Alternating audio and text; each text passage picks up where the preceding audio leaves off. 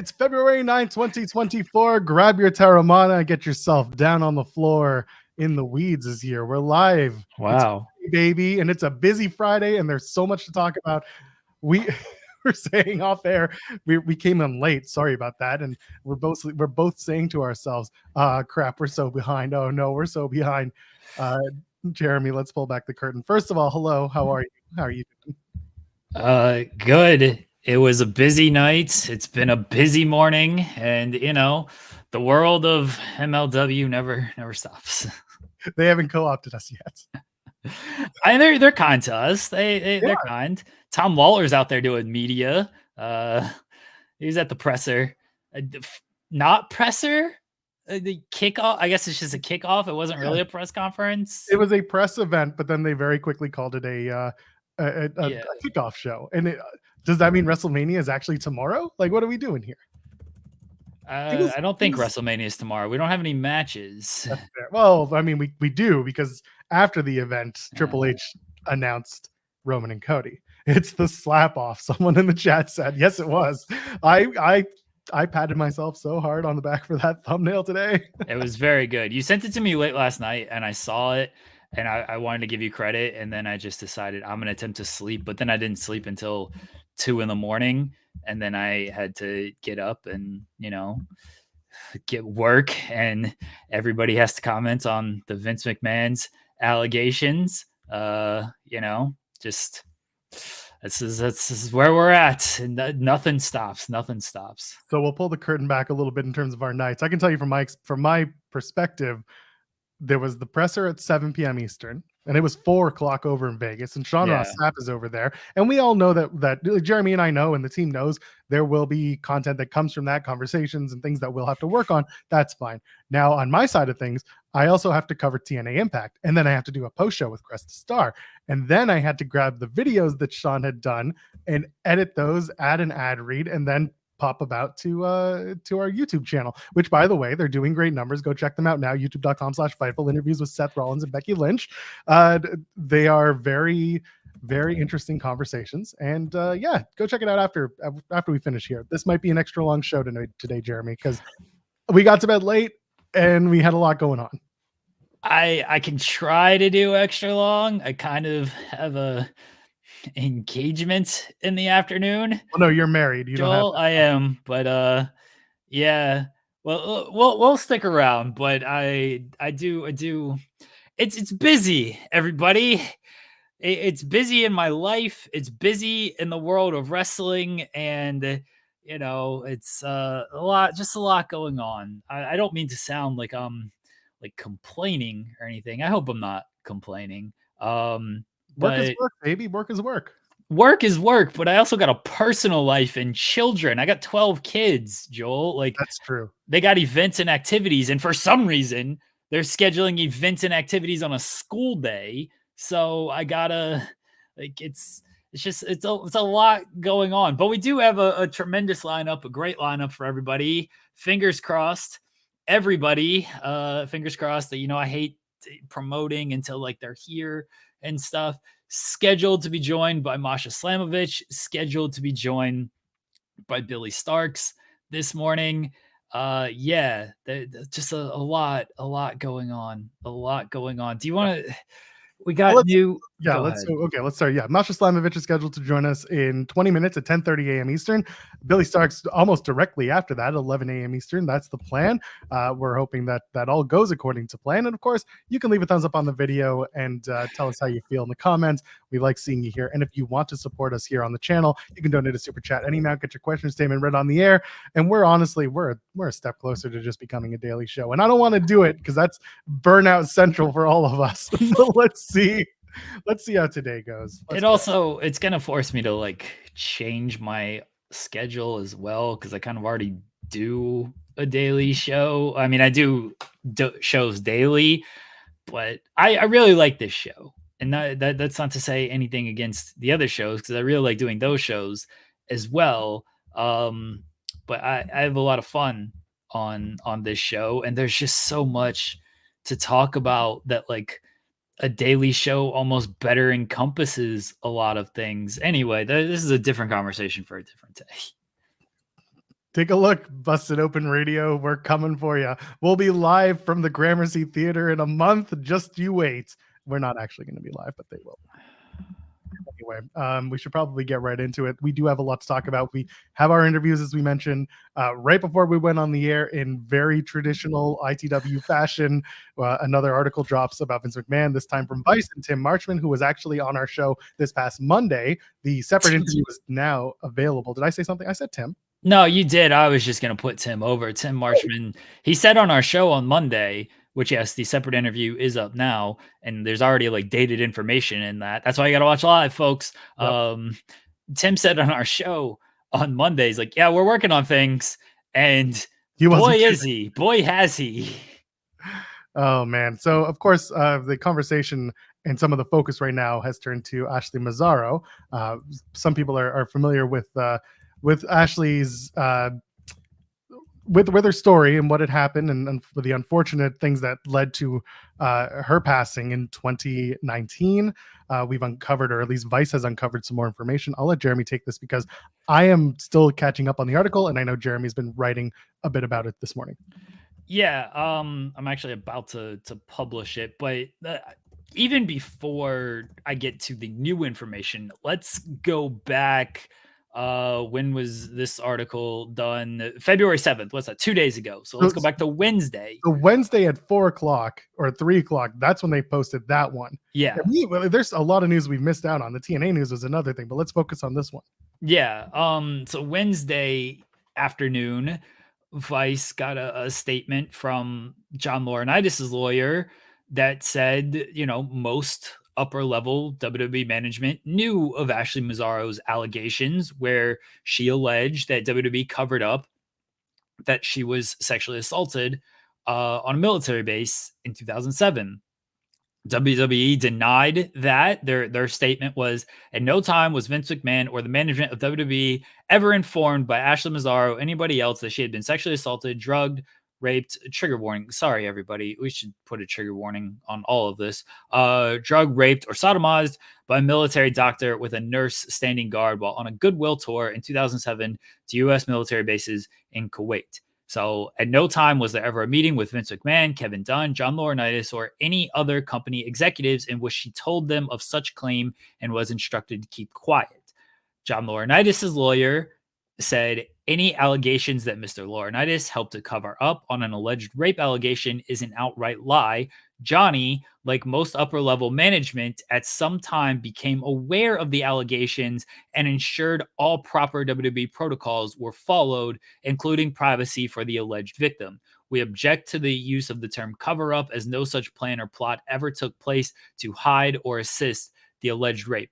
So they're denying that it was covered up, but they are not denying. They are now basically confirming that they knew about it, which, if again you refer back to the original statement, it says at no time was Vince McMahon or WWE management ever informed by Ashley Mazzaro. Clearly they were informed, according to this new statement. Should say clearly, allegedly they were informed, and then they took, according to this statement, they took what they deemed necessary, the proper steps and protocols, and thought that nothing happened. That was the information that came out on Wednesday. I'm now going to refer you to a comment by Konstantin Kryos, who represented Mazzaro and other WWE wrestlers, former WWE wrestlers, in the concussion lawsuit. He did an interview like last week. I think it was last week, but Konstantin Kryos said that, I believe the allegations were, he was talking about the toxic culture in WWE and just kind of various allegations against Vince McMahon, not specifically related to Ashley Mazzaro. I believe the allegations were Mr. McMahon himself was commonly seen kissing the divas in the rooms and so forth. She being Mazzaro, when she rejected his advances, she met the fate of many other wrestlers, which was that her career was going to come to an end. And that's essentially what happened.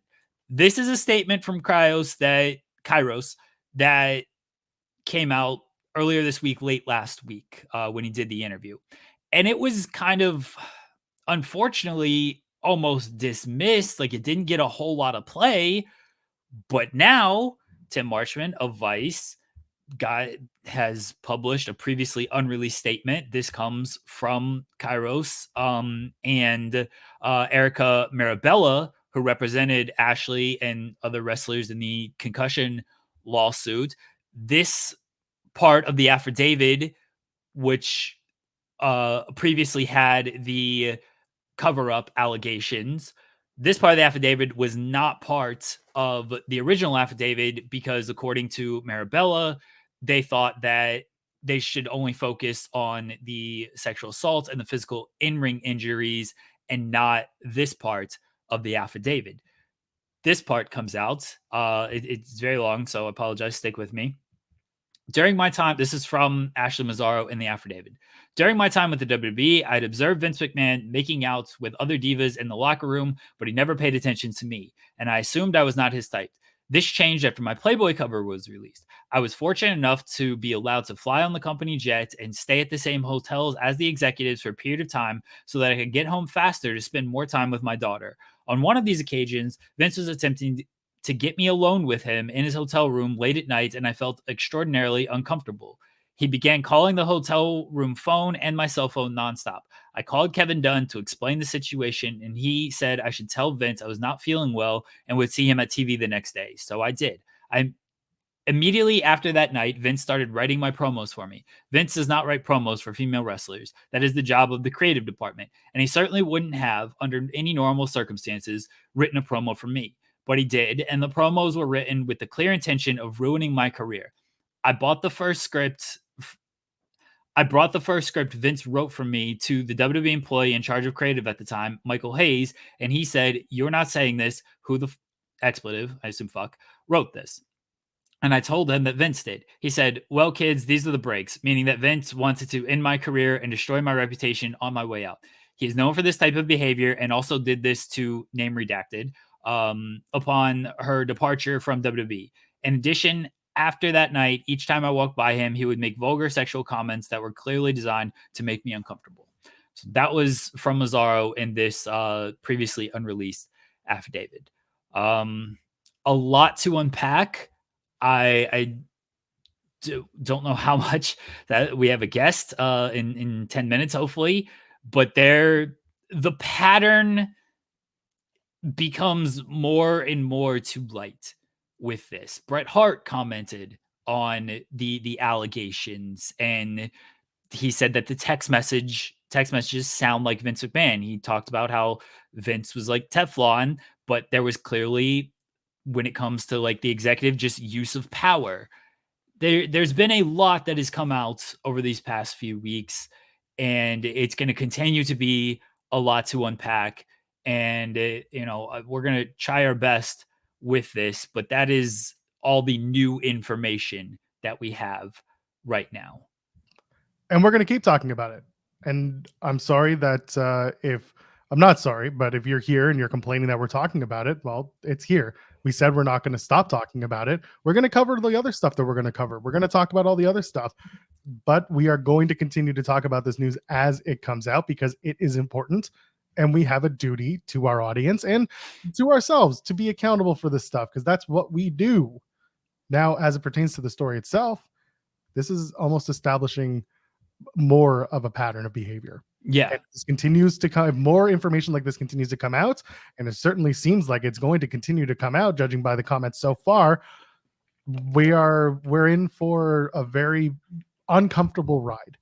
And I mean that in a way that we're not going to like to talk about it, but we're going to talk about it because this is stuff that needs to be out there and it needs to be discussed. And we need to feel a little uncomfortable for a little while because as much as we love pro wrestling, and God knows we do, listen, we should feel uncomfortable because something that we enjoy, something that we spend a lot of time talking about and taking in and writing about and so on and so forth, has a tawdry, shitty past and present.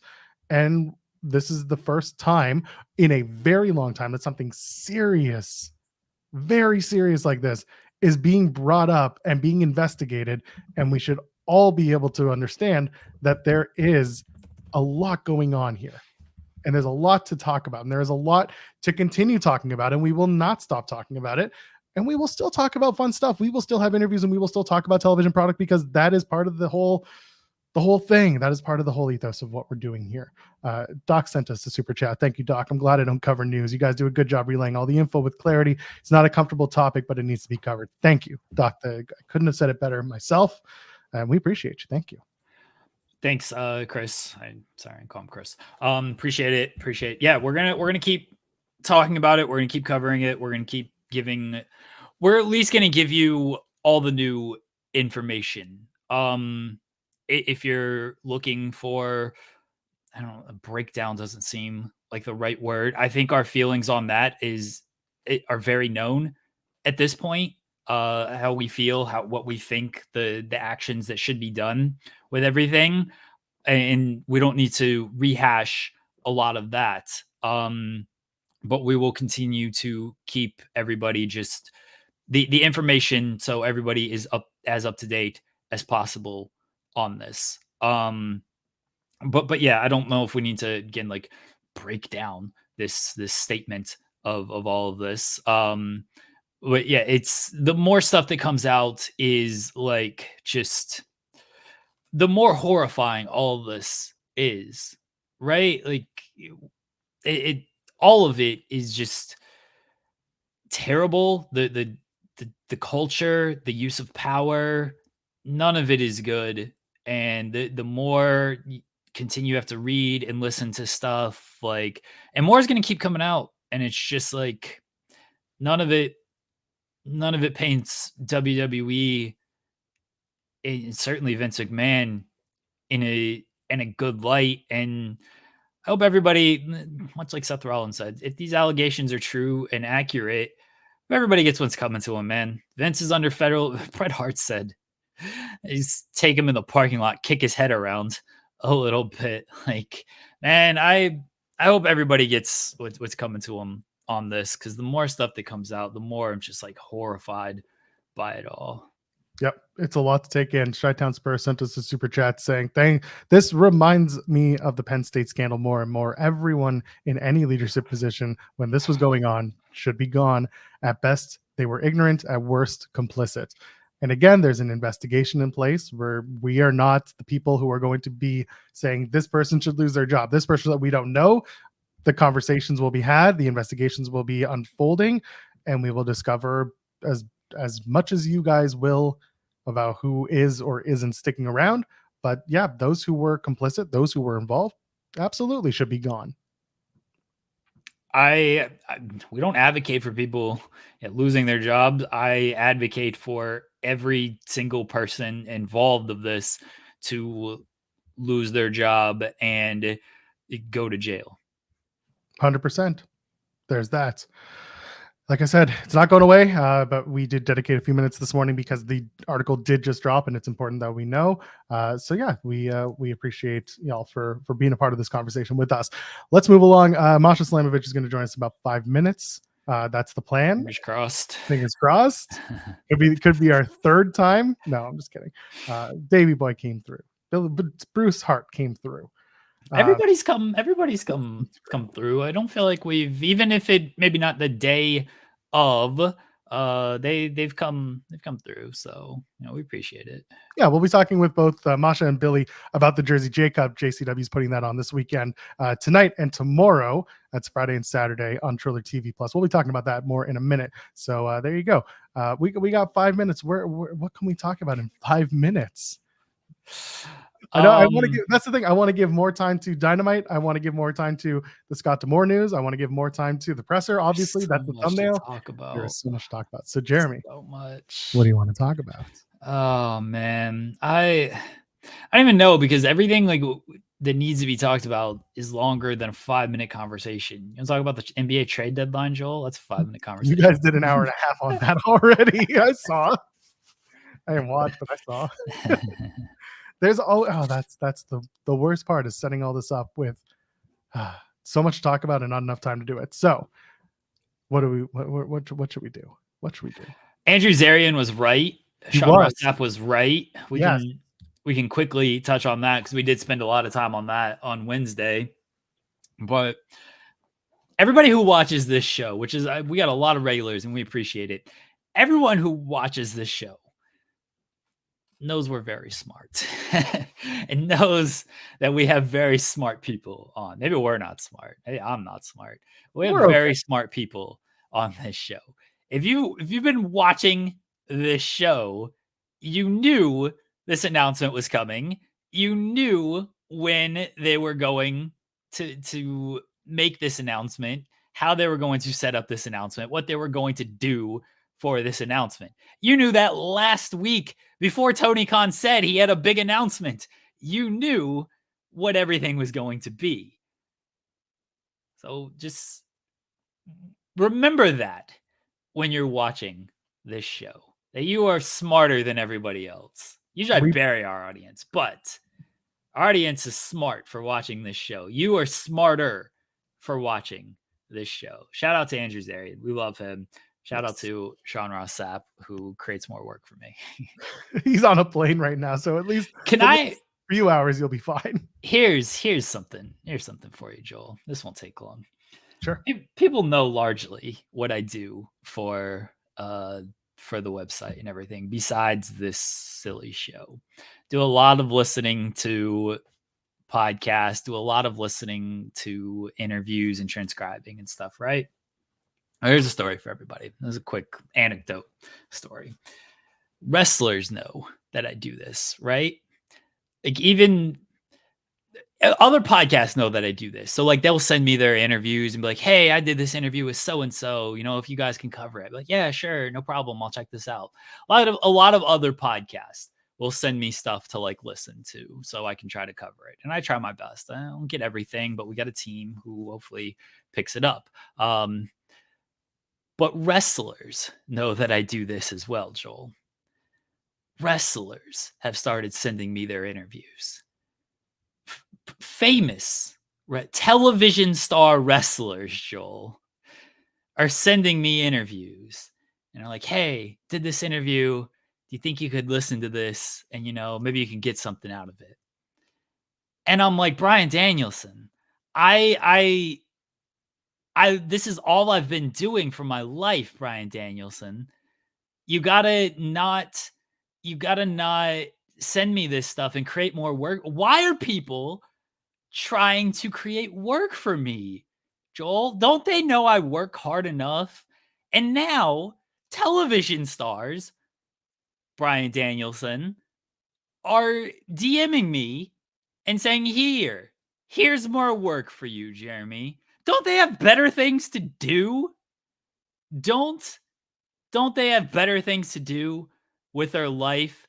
Don't they have Hechicero matches to watch and study and break down? Don't they have promos to cut on Eddie Kingston? Why are they doing this to me, Joel? Why do these wrestlers dislike me? My wife does this to me. Other podcasts do this to me. If you guys really liked me, you wouldn't send me any of these interviews. You would say, you know what, Jeremy? You don't have to do any of this. I'll do this all for you. I'll transcribe this. Why do these wrestlers hate me, Joel? Do you read your Twitter timeline? Fair. That's really the only reason I've got. Just annoying. What up, Alex? Hope you're doing well. But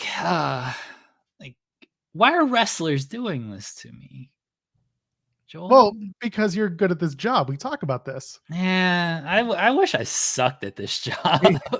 Listen, ain't nobody else doing the work, so you got to keep working harder. No one cares. That's exactly it. So there you go. We're killing a little time because Masha Slamovich is scheduled to join us in a couple of minutes. Of course, there's always a window of opportunity for us to move it around. There you go. Just be bad. But like, does Mike Straw mean like be bad, or does he mean like be bad? I think he means like be bad at the job. Like I think that's what he means. Like I wish I could just. You see who it is.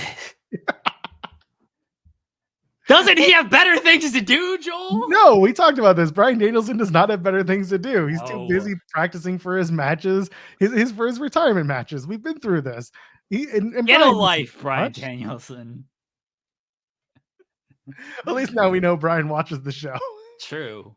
And that's awful news. We should have him on. You know what? I'm going to try to get Bryan Danielson on. Does he even have, like, I know he has a cell phone. He's got a flip phone. He has to have a flip phone. I don't know. I assume he has a cell phone. He's got kids. Everybody with kids should have a cell phone. But yeah, maybe he has a flip phone. I don't know. But we'll try to get Bryan Danielson on. That would be great. Listen, we got a lot of bucket list interviews that we'd like to have. So there we go. Oh my goodness. Yeah. Dead air is great. So okay, you know what? Do you want to just talk about the Scott stuff, and then when Masha comes in, we'll just we can do that because we're gonna ask Masha about that. Yeah. So we can do that. Figures we may as well just get into it. Yeah. So we go off the air on Wednesday afternoon. Everything's hunky dory. We're looking forward to Dynamite. Everything's great, and then we drop my Speedball Bailey interview on the main channel, and 2 hours later, after Speedball has said nice things about Scott D'Amore and praised his leadership, praised the backstage, Scott D'Amore is released, terminated were the words used by Anthem in their statement. He is out as TNA president. Anthony Cicero joins. He's got 15 years of experience. I think people should understand he's not coming in completely blind to wrestling programming. He was at The Score, which is in Canada. It was the company that housed WWE programming for a long time in the time that Anthony was with the company. That was in the mid-2000s. So he's not blind or oblivious to wrestling.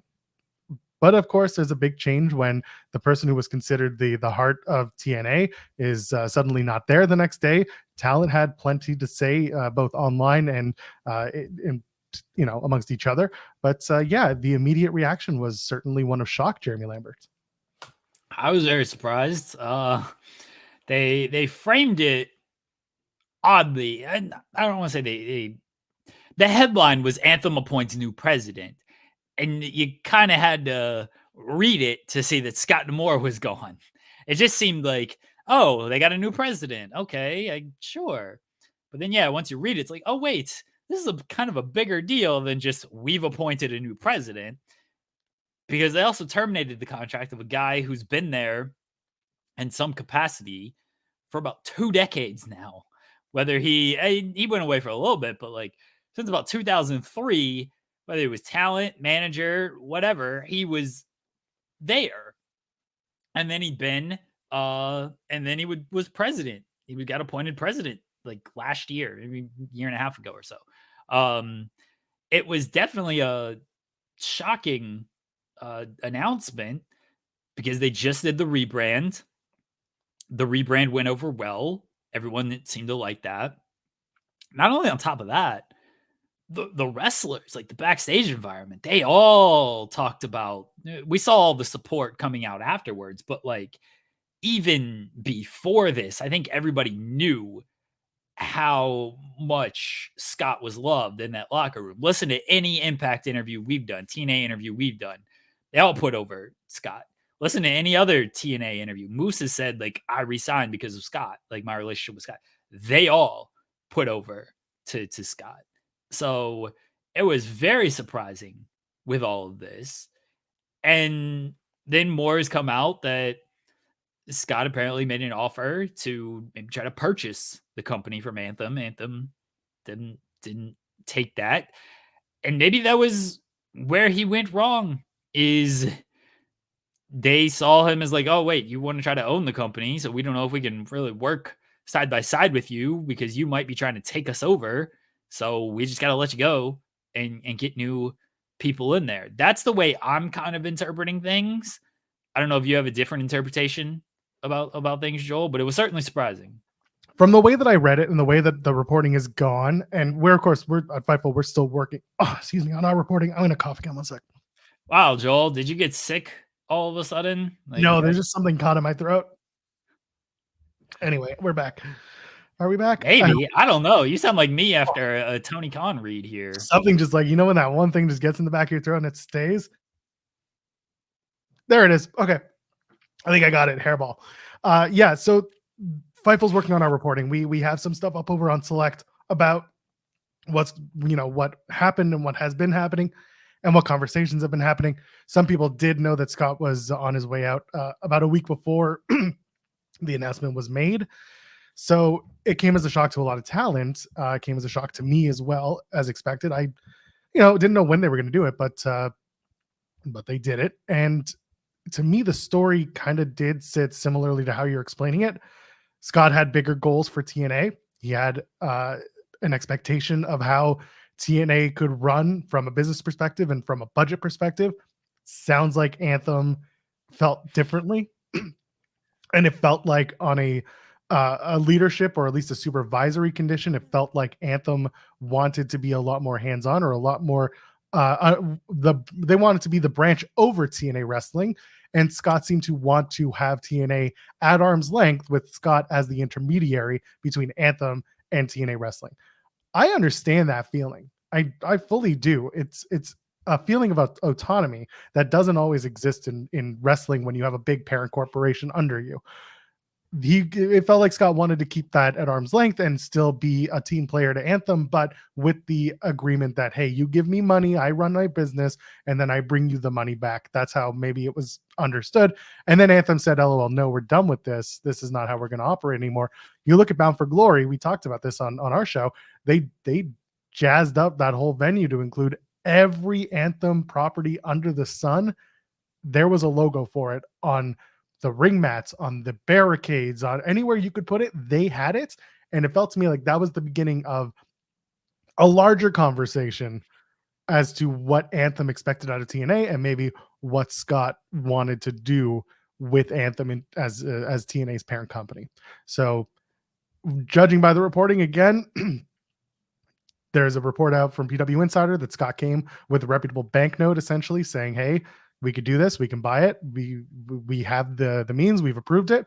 And Anthem said no. And it sounds like this was a conversation more between Len Asper and Scott D'Amore. And Len is the top guy, the owner at Anthem, essentially. And Len said no. And Scott said, okay, bye.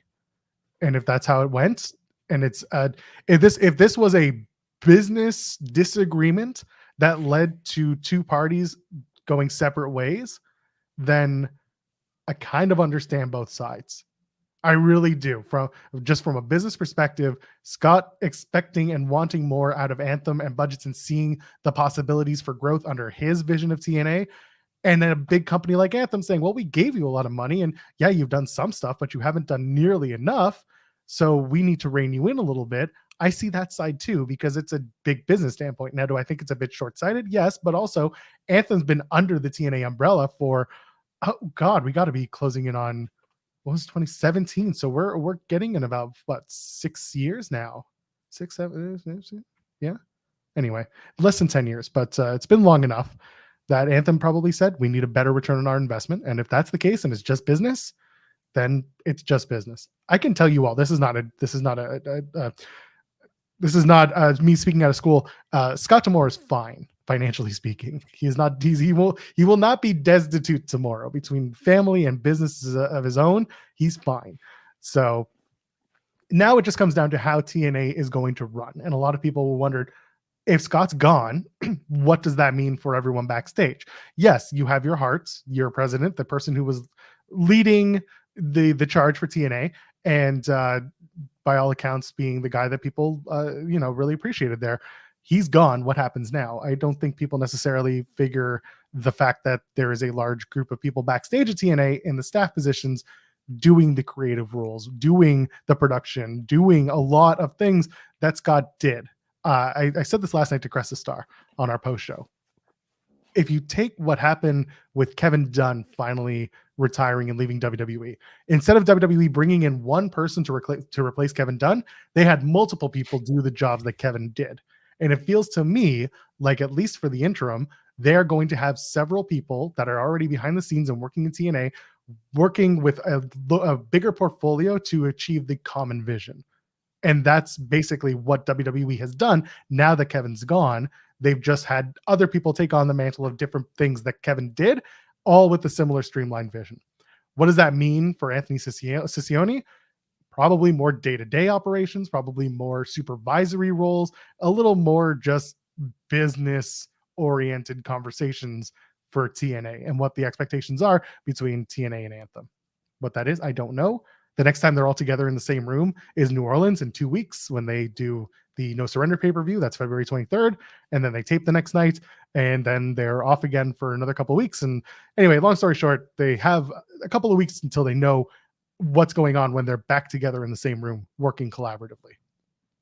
The short-sightedness part of this that you mentioned is where I'm almost caught up on things, because the TNA rebrand was a month ago.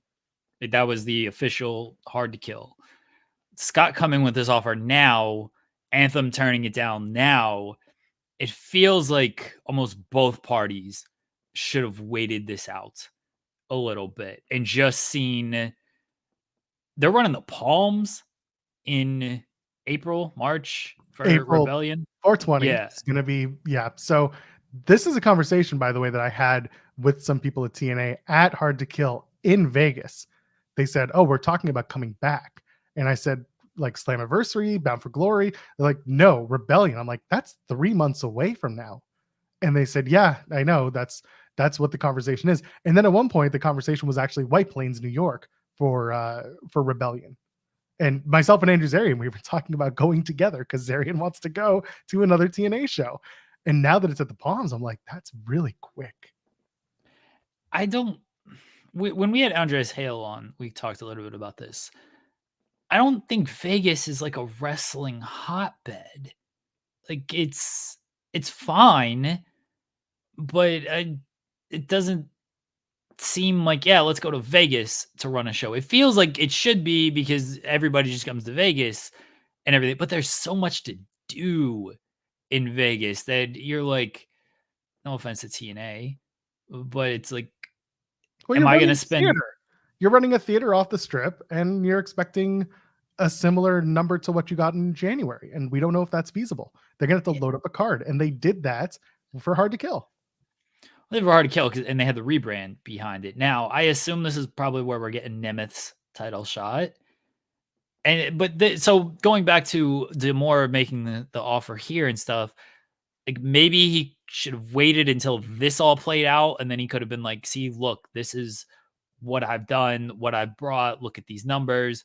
Or then it's then Anthem could come out like, no, see, like you tried to do all this and it kind of all failed, and maybe they should have waited this out a little bit to see what type of return on investment they've really gotten with the name TNA, with Ali coming in, with Nemeth coming in, with the continued partnerships with a New Japan.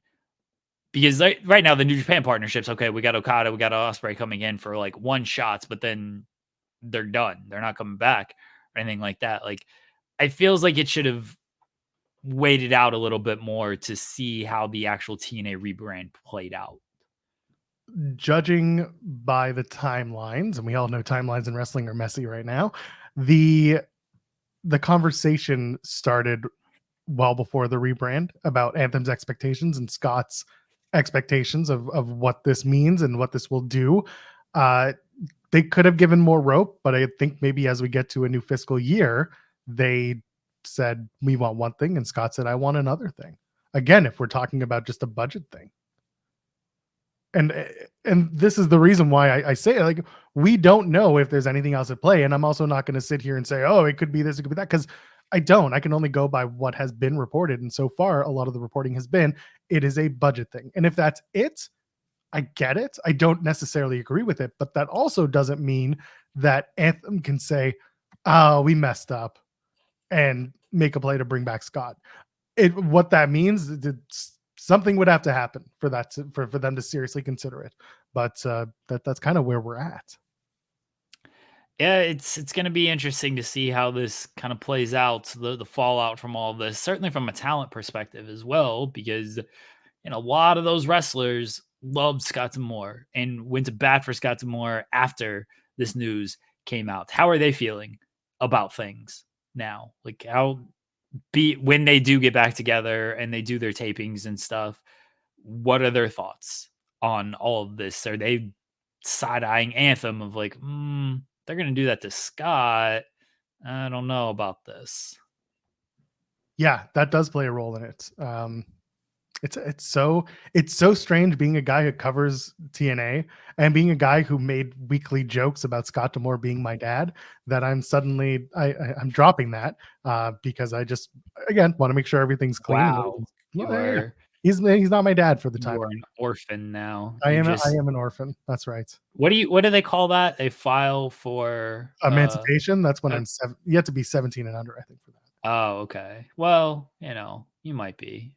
The way I get paid, you think I am? Maturity level, yeah. That's right.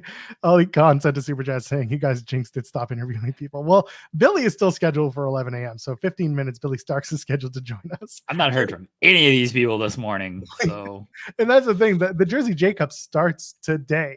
So today is a travel day for some of these people. I'm pretty sure Masha's in New York. So what are we doing? like, they agreed to it. They said this time works. This is good. So all we can do is, hope for the best. Did you tell them Eastern Standard Time? I made sure after that mistake with Phil, like many episodes ago, like literally like one of our first episodes, when I did not put ET in there, I make sure everything has AM ET, even noon ET. Like it's embedded in my brain to put the ET. Same, I get it. Wilchin's into super chat saying the TNA Scott stuff and the Rossi Stardom drama is crazy. I did read what Dave put in his newsletter about the feeling of Tony taking his digs at Rossi being a real bad look for Tony, and it is what it is. Listen, these things can always be worked on. These fences can be mended, but again, it's like Tony did what he did. He went online, did the international espionage bit and had some fun with it. Maybe, to some took it too far, and that's the way it is. But it is very strange to see Rossi Agawa, who's long time part of the Stardom family, one of the co-founders, see him gone for the reasons he was let go, and then to see Scott, who was another longtime member of TNA Wrestling, let go. And it's just a strange timeline we live in. Tony doing that, maybe it rubbed wrestlers and people the wrong way, but I tend to believe and side with a lot of the actual wrestlers who say this, in that it is his company. He's going to do what he's going to do. It's not that big of a deal. Maybe wrestlers are they're going to obviously defend their boss and be like, yeah, Tony's dumb for doing this. People online seem to always make a bigger deal out of Tony's tweets than the actual people who care about Tony's tweets or who are affected by Tony's tweets. People online make a much bigger deal about it. And maybe there's one or two, sure, but I feel like the vast majority.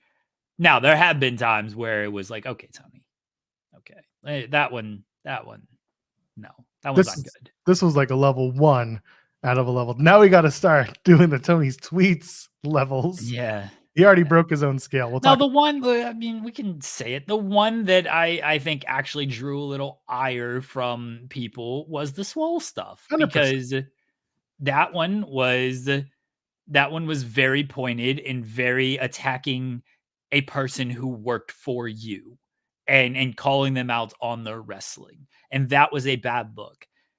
I don't want to say everything, but most of the other stuff has been going after WWE, going after just kind of other wrestlers, going after other things that aren't related to AEW directly. I don't think wrestlers really have an issue with that. Yeah. Wrestlers do that. Like, I don't think it's that big of a deal. Cyclops Better Than Logan sent some bits over. What is it? Twitch.tv/Fightful Gaming, where we sometimes go live. I don't mind Tony talking to shit, but I don't want to hear him play the victim on Twitter when people go at him. I think that's a fair, way to think about it and way to feel about it. Because he when you dig in, sometimes you're going to get the backlash, and then you have to deal with the consequences of that backlash. But hey, he's in a good mood this week. We'll talk about that in a second. To wrap up the Scott D'Amore talk, Tim Winninger Jr. sent a super chat saying, which company is a better fit for Scott D'Amore, WWE or AEW? I'd love to see him in charge of creative with Ring of Honor. A lot of people are pointing to Ring of Honor. I don't know where Scott wants to go. I don't want to guess where Scott would go. I think if it were up to Scott, he'd be back in TNA. And again, like I said, there's a possibility that he comes right back through the door like he's done before. And that sounds more malicious than it really is. But it could be that Anthem's just like, no, we screwed up. A lot of people like you and a lot of people want your vision, so you're back. But that's kind of where I see it. But I see a lot of people talking about him in Ring of Honor because I think laterally it fits. He should go to old Big Billy Pumpkins and say, here's my bank draft. I'm buying you. What do you think of this idea? It's called NWA TNA. What do you think of that? Oh, Big Billy. Sounds good. It harkens us back to the territory days. I think Billy would love it. And it's something that has never been done before. Yeah. That's who we should go to. That's who we should go to. You go to old Big Billy Pumpkins over there. They need some type of like help. Like they had a EC3 Matt Cardona death match that nobody's talking about. Someone sent a super chat about it last show, and we were like, yeah, that was the pay-per-view match, and now they're airing it on their free TV. Good for them. Yeah, that was from 3 weeks ago. They're just going to Benjamin Button TNA all the way back to inception. We have to have a GFW reversal. We have to get everything. They got to do weekly pay-per-views again, baby. Maybe you can link up. What if he goes back to old Double J and he's like, you wanna hook up and do some gold bars and do that again? That sounds like the worst idea. Suddenly the Billy S. Pumpkins idea sounds a lot better than what NWA GFW. That one is more likely, I think. Gold bars for everybody, baby. Oh my goodness. All right. Well, we're expecting Billie Starkz at 11 a.m. So let's just let's hop in because we started talking about TK. Let's talk about Dynamite, and then we'll do our interview, and then we can come out, talk about a little bit more of Dynamite, and then we got to talk about the presser because that is obviously hopefully, fingers crossed, Billie Starkz is joining us at 11. Dynamite was great. I really enjoyed the show, and we talked about it on Wednesday. I said when there's a show and a bunch of matches that have stakes involved, and you get some storytelling involved, I'm into it. I'm onto it. I didn't love every single part of Dynamite. I thought there was some stuff that was wow. I can't believe you hated Swerve and Hangman Page. I know, just the worst match in the world. I hated it so much. No, there was stuff that I didn't love overall in the night, but that's wrestling. But no, we did open up with Swerve and Hangman, and it is very rightfully receiving tons of praise. Really enjoyed the match. Very well put together match. Very well orchestrated. I don't want to call it a double turn yet. It's a double turn. I don't call it that yet. I think it was not because I'm curious about the Swerve baby face, because Hangman Page, and we talked about this before, is like the consummate white meat baby face. Does everything right. He's pushed to his limits, but he's still very play by the rules, do it right, and that's it. Now he's not going to do that. Swerve ain't that guy. We don't have in AEW a very over white meat baby face anymore. And I don't think Swerve's going to take up that mantle. I think people are going to, I think Swerve will lean into something that will get him cheered. He might cast off some members of the embassy, the Mogul embassy. But yeah, this is a different take on a double turn. I'll give you that. But we're not doing a direct flip of characters, because I don't think Swerve is going to be kissing babies because he breaks into houses with them instead. Hey, he's going to break into the house and kiss them. So it's all good. He's breaking in for a good deed. That's okay, right? Well, the guys over on A Ramble on True Heel 8, they say just gave the baby free merch. Yeah, exactly. We looked at this all wrong. He was teaching that baby a life lesson, and then he gave him a t-shirt on top of it. Exactly. I think it was a double turn. I think it was. Hangman, certainly, that was a heel move right there.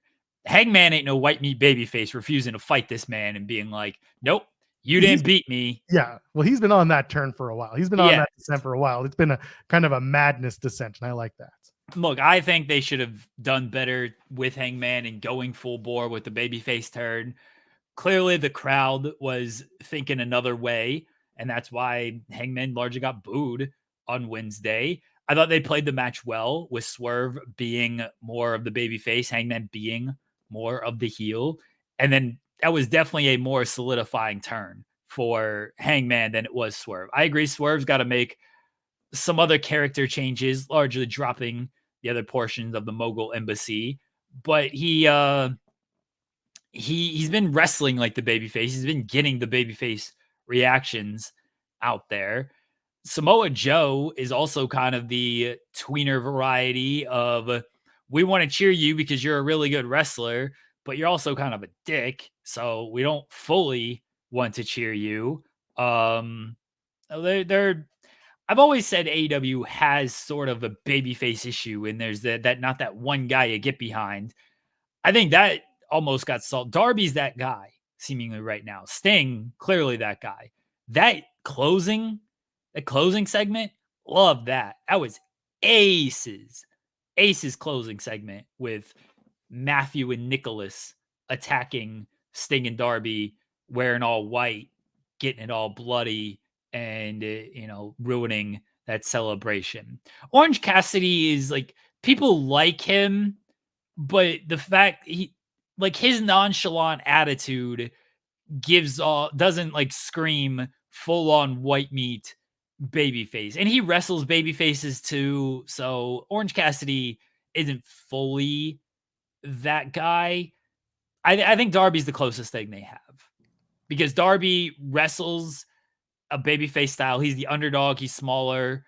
Darby is also like, he goes up against a lot of the heels. You don't see Darby in a lot of babyface matches. He's typically facing heels. And Sting's been that guy his whole career. Stupid Sting. Can't learn. We're not doing Sting slander here. What's wrong with you? We'll talk about the tag match in a second. We can talk about Darby and everything, but I did think of, actually, I guess we are, because I'm about to bring up Ricky Starkz. Now there's an opening, and you saw in the match, Ricky Starkz was very hesitant to spear Sting. He was very hesitant to take out Sting. If that's only about a legend, that's one thing. But if it turns into, I want to do the right thing moving forward, Ricky Starkz is a guy that people would absolutely love to cheer if given the right set of circumstances.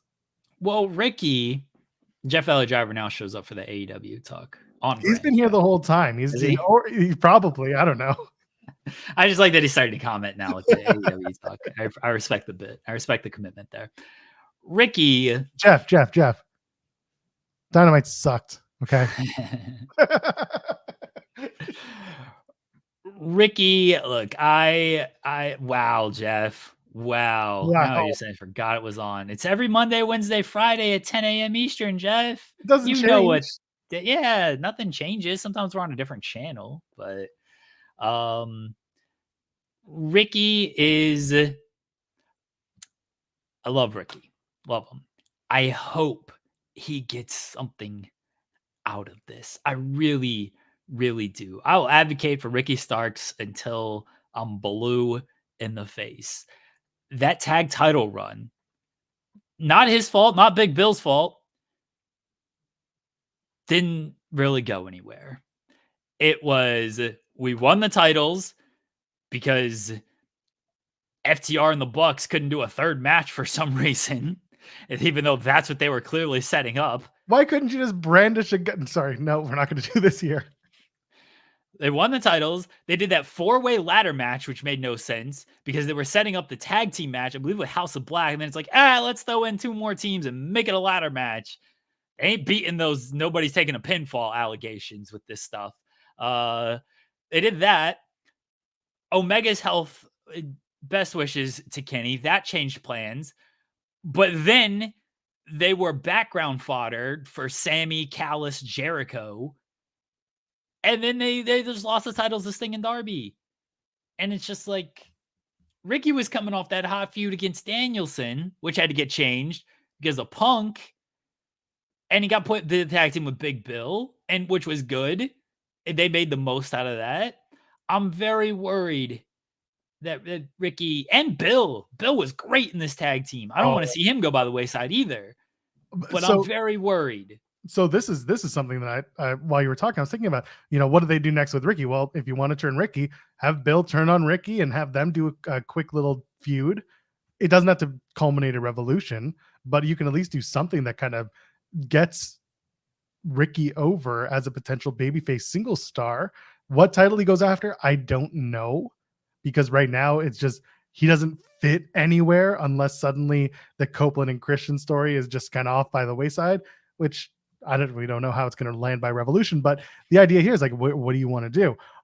I want Bill to take out Ricky Starkz. Go that way. Have Ricky turn babyface. What if Ricky calls him Big Billie Starkz again? No, we got a Big Billie Starkz. We got a Big Billie Starkz, and if she's ready to join us, she can give us a big old thumbs up. There's a big old thumbs up. Very excited to welcome right now, joining us live. She's going to be part of the Jersey J-Cup. Starts tonight, runs tonight and Saturday, February 9th and 10th on Triller Plus, live from the White Eagle Hall in Jersey City. Joining us now, the one, the only, Billie Starkz. Hello. Howdy, y'all. How are you? Doing good. Well. How are you, Billie? I'm doing good. It's been a long travel week, but I'm super excited about J-Cup today. We appreciate you joining us. Thank you for making the time. I know you were, I'll make sure it wasn't frozen there. Competed in the J-Cup last year. Now this year you're part of the scramble match. What did you take from the experience last year with the J-Cup returning and now you returning to the J-Cup this year? Last year I faced Charles Mason in the J-Cup and I lost, and it just lit a fire under my butt for this year. And having him first round again in a scramble match with so many other opponents, I feel like it's my time to shine, and I'm ready to hit Joker drivers and drop somebody on their head. You've continued to work the independents while you've been a part of Ring of Honor. How important has that been to you as a wrestler, as a performer? Honestly, it's like having the freedom to just go have fun whenever you want. I love wrestling so much that it's nice when it's like, oh, I get to do ROH every single week. But I'm one of those wrestlers. I used to wrestle 3 or 4 times every single weekend. So every once in a while, I feel like I need to have those matches to just get some reps in. Cole Radrick is part of this match. Mm-hmm. Can you say mean things about Cole? Yeah. I could go on all day about mean things about Cole. We got time. Okay. He's my brother. I will give him that much, but he looks like a woman in a bathing suit. Wow. He has a full body. I'm like, yeah, you look like the lady who just went to the beach and is insecure about her body, but that's all right. Hold on. This is even mean by I'm ready to take the shots.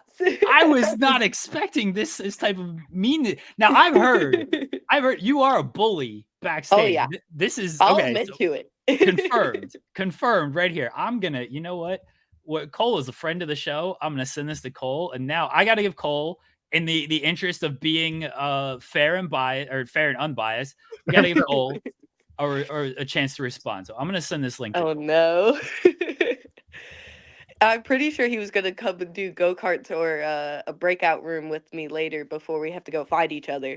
He's going to tell me no now. If anything, he's just going to be more incentivized to beat you at it. The message has been sent to Cole. We will see if he's a coward or not and shows up. He's probably on Twitch, streaming, doing something. That's what he has to race a few more virtual go-karts. Yeah, exactly. Billie, have you ever considered changing your name to Big Bully Starkz? It's been thought about quite often, but I'm sticking with Billie because I have to fight everybody else for my name already. That's fair. I know that back at Final Battle, you were trying to get Blink-182 to give you Aliens Exist for your entrance. Was there any serious conversation about that happening, and is it still on the table? Honestly, it's only been me pitching for it and everybody saying this is a great idea and me never being able to get to Blink. No. Tony loves doing that. That's one of the things I know a lot of people like about Tony is he will pay up for that for those songs.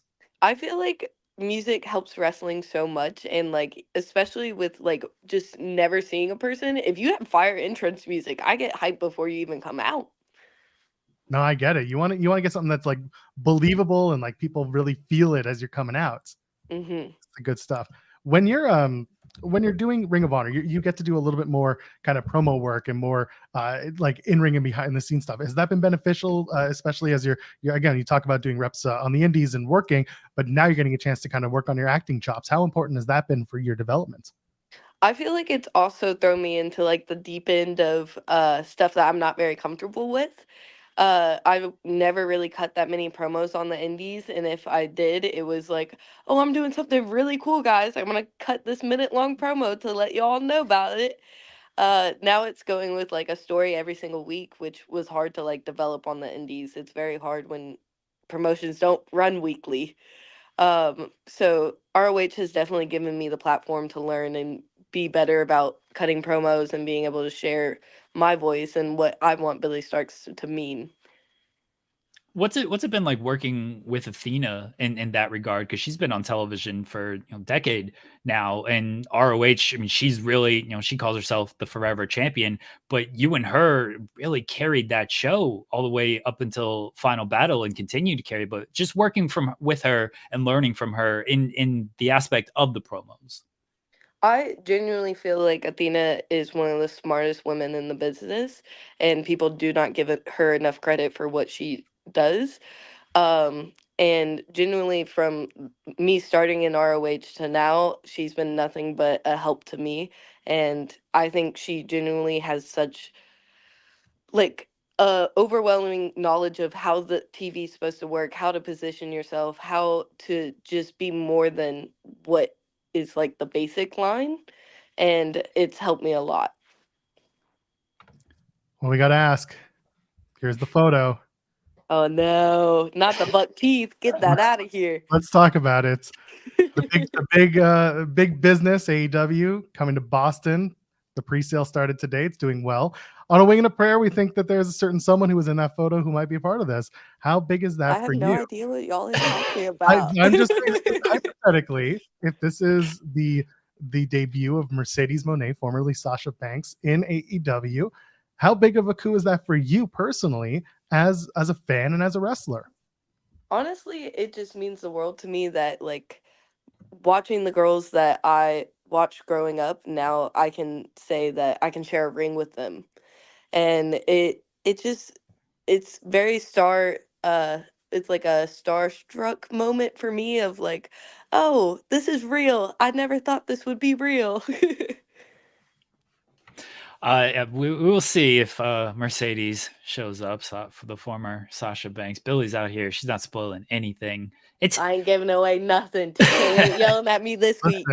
John's Wait a second. Have you been yelled at? Oh yeah, I'm a troublemaker.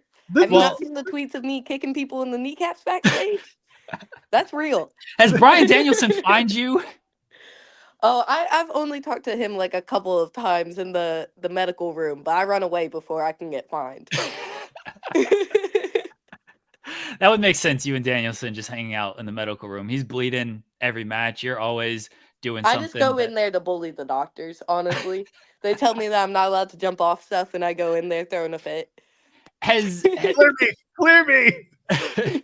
Has the esteemed Mouse had to have a talk with you about what are you doing, kid? What are you doing now? I get a phone call from Mouse about weekly now, just checking in to see what my shenanigans are. It's kind of weird because I'm so used to seeing him on the road. I was kind of wishing he was coming up to J-Cup this weekend, but he said he's staying at home. He got road donuts, but they're not truly road donuts anymore. He just sits on the couch and eats donuts now. I have an update from Cole Radrick, by the way. He is being a coward. He said, I can't join on my phone. And then he asked, are you burying him bad? And I said, you called him a woman. And then he just laughed. So he can join on his phone, by the way. Could. Yeah. He's just a little slow. He doesn't understand how this stuff works. He's from Indiana, like. Hey, don't blame it on Indiana. Well, I grew up near Indiana. I live in Ohio. I was born in Virginia, but like in this area, we move at a slower pace. This isn't a bad thing, but up here in this Midwest area, I don't know if the Midwest, Northeast, we move at a little slower pace, We like to take our time with the scenery. Cole certainly likes to take his time with the scenery. The only time he likes to go fast is when he's driving like his race cars and all that. That's about it. Are you going to be? I'm Canadian. I have no dog in this race. Are you? Let's see if we can get a scoop here. Are you going to be part of the SpongeBob show that Cole is putting together? The return of the. He's doing another Schmitty? He's doing another Schmitty. Yes. I didn't know we were doing another Schmitty. I will happily be there. I came in Patrick gear last time, and it was awesome. I want to be part of the Schmitty again. See, I have bullied him into doing this because the first time he brought this up, I was like, I'm a huge SpongeBob fan. You got to do this, Cole. And I told him I'll be there. I'll sweep the ring, whatever you need me to do. I'm there to support him. I know you were part of the first one, but he said he's going to do another one. So that's exciting because the first one was so amazing, and I love that he had the real trophy with the hat and stuff where you could still drink out of it. I'm a big mark for SpongeBob. He got me. What's your favorite SpongeBob episode, Billy? Oh, that's hard. I don't know. I like the one where they all become the robots and they all had the hats on, but I feel like that's so long ago I can't remember anything. I've called Cole a coward. We'll see if he joins or not. I have a feeling he's going to wait until Billy's gone and then immediately pop on. And that's typically how this when works. I get gone, he's going to be like, oh, it's my time to shine. Yeah. He's watching the show right now, just plotting his notes. He's taking notes. He's sitting in a hotel at the desk, just being like, writing a tight 5 just to come back. So let's talk real quick about the Ring of Honor Women's Television Title Tournament. That starts next week on the show. You are going to be a part of it for all intents and purposes. How do you feel about being a part of it and coming out of, going after the women's championship, now shifting your focus to the television championship? I think being able to shift my focus from one title to the next was a good idea, and it stopped the problems between me and my champ. And I'm ready to just run the division with her. I feel like the TV title gives us the opportunity to show what MIT truly was worth.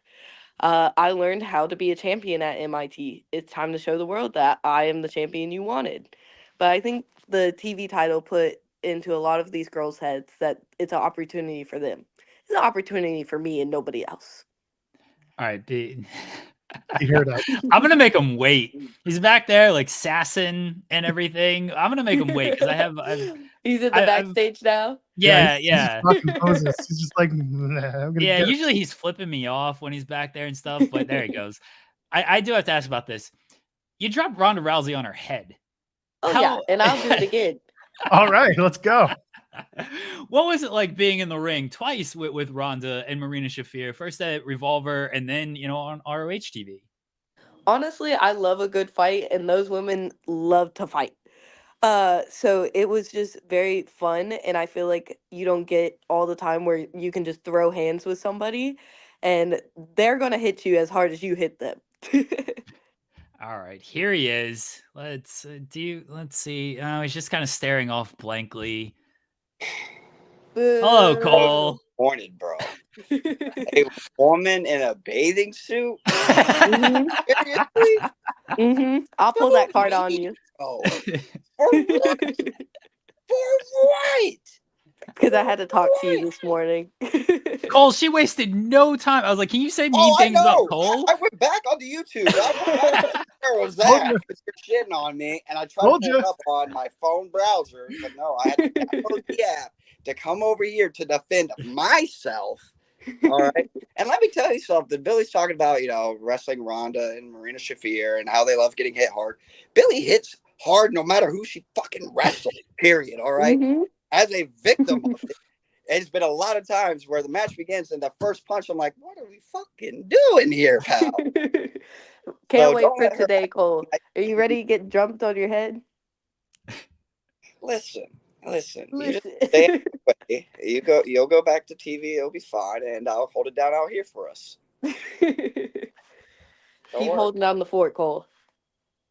Cole, she said you guys are going go-kart racing later on. Yeah, go-kart, whatever. I sent her a track idea, so whatever she wants to do, I guess we'll figure it out. She could take 2 L's today. Doesn't matter to me.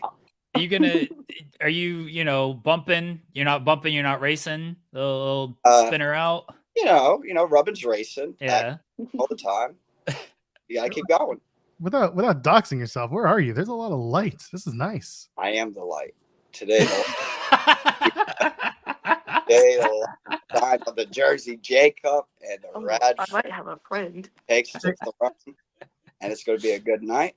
Jeremy, Joel, love y'all. Billy, I'll see you shortly and drop you on your head and then wreck you into a wall, whichever you prefer. And I thought, wait, is Billy gonna come attack you right now? Mm-hmm. Yep. Oh. No, I got my friend Jack Cartwheel here. Oh, He just Jack, got we've off the had Jack plane on the for spotlight the before. J-Cup today. Just doing a J-Cup tour around here. We're getting all the stars at once. let's go. This is the J-Cup tour. Let's go. Yeah. Hey, Ratty, am I seeing you next weekend in Toronto? Yeah. Let's go. I'll send you a message. Awesome. Fired up, Toronto. Punch Joel in the face, if you would, please. I haven't punched you yet, Jeremy. You've said a lot more meaner things to me than Joel has. That's yeah, fair. but that's our relationship. We have a love-hate relationship. Seems Yeah. like everybody does. Cole, we've also bullied you into doing the Schmitty. Billy is on board with this. Yeah, so you have to book me now. Yeah. Like, Billy doesn't know that wasn't already an option. Like, that's basically a shoe-in regardless. I need to dress up as SpongeBob this year so I can take home the hat. I mean, maybe I want to win the hat. You don't get the hat. You can't book yourself to win. What are we doing It's here? pro wrestling. He is that type of promoter, though. It's pro. Yeah. I would love Yeah. Spencer. I guarantee you I'm in the negative. I don't believe it. I believe I'm probably about 500. I'm at about a 500. But all right, I'll let y'all finish your interview. Billy, message me. Sayonara, Captain. Bye, Cole. Stay out of trouble. You know, Never. don't have Mouse messaging you, calling you an idiot. No, And I'm already going to message me and be like, why'd you drop my kid on her head? And I'll be like, did what she did? And he'll be like, no, but she probably deserved it. that sounds true. That sounds At true. least Thank you, it's Cole. known. I absolutely appreciate you. I'm not a woman in a bathing suit. I'm just a rat. Have a good. Later, everybody. Bye, buddy. Bye, Cole. Bye, Billy. We love Cole funny Roger story. here. That's actually his sign off for all of his Twitch stuff. I'm not actually a woman in a bathing suit. Who loves to wrestle. Billy went straight for the throat with that, I too. was ready for a fight today. Damn. This one's gonna choke out Sasuke if they're not paying attention. Hey, that might happen because of how the brackets are laid out. I'm ready for them. Let's go. We're manifesting here on the show. Getting Sasuke for this is, I mean, I don't know if that caught you off guard, Billy, but when I saw that, I was like, oh boy. This whole tournament, I thought it was going to be like maybe 12, maybe 16 entrants, and then we got 24. I was like, Brett's cooking this year. We're going to be wrestling all night long. Brett and Orange Crush just putting big things together here with this. I can't wait for it. It's gonna be a very fun tournament. Joel, do you have a partner promo punch? Yeah, you know what? Let's do one off top of our head. Billie Starkz, we play a game here called Partner Promo Punch in the Face. I'm going to give you 3 names. You're going to pick which one you want to promo with, which one you want to punch in the face, have a singles match with, and which one you want to tag with. Let's use your MIT partners +1. So let's go with Athena, Lexi Nair, and we'll add Ronda Rousey because we just talked about it. Partner promo punch in the face. I'm gonna partner with Athena, of course. I'm gonna punch Ronda in the face, and I of course want to do a promo with Lexi. She speaks better than I do. Look at that! How easy was that? So, by the way, people are asking you to put over Lexi Nair because she has become kind of the unsung hero of Ring of Honor and MIT. Talk to me about working with Lexi Nair. Oh, she's a sweetheart of a human being. I feel like Lexi does not get enough credit because she works her butt off on these ROH shows. She literally has to interview all of the talent after every single match, and getting a wrestler to come talk to you after the match is one of the hardest things to do. But Lexi does it every single week, and I love Lexi because she is just a sweetheart of a human being and will be nice to anyone. But she'll still be evil with me every once in a while, and I love it. All right, here's a real partner promo punch in the face. Squidward, Patrick, Sandy Squirrel. That's a good one. Ooh. I'm gonna punch Squidward. Fair. I'm gonna team up with Sandy. And Patrick and me can cut a promo because I feel like it has to be hilarious. That'll be a very good promo off. Oh, Billy, we appreciate you joining us this morning. Let everybody know where they can find you at. All of my social media is at. Sorry, my words are all over the place this morning. All my social media is at Billie Starkz, Billie, and Starkz is Starkz. And yeah. You can catch Billy and the rest of the JCW starts tonight, the J-Cup, on Triller Plus. It's going to be tonight, tomorrow night, or you can go to Jersey City, the White Eagle Hall. It's going to be there. Go check it out. Billie Starkz, thank you so much for joining us this morning. Thanks for having me, y'all. Cheers. Thank you, Billy. Tell Mouse said hi. Spin out Cole Radrick today and then drop him on his head tonight. I got y'all. Yes. Thank you, Billy. Have a good one. Good night, y'all. Billie Starkz is fantastic. Yeah, it's just fantastic. Literally really enjoyed that chat. I interviewed her last year ahead of the J-Cup. I think it was my first interview with her. Shout out to Orange Crush, by the way. Reach out to him, tried to get stuff set up. You know, we had Masha, didn't quite work out. Maybe we can get that figured out next week. Won't be promoting the J-Cup, but just get Masha on. But you know, he was trying to get us anybody that he could, and Billy was kind enough to come on. And then you know, Cole's a pal of the show, so very easy to just bully him into coming on the show. And that was fun. And yeah, shout out to Billie Starkz, so good too. Yeah, so good. And good stuff. And so young in this business, but not at the same. Like she's a young woman who is absolutely doing incredible things in this business. I think it's wonderful.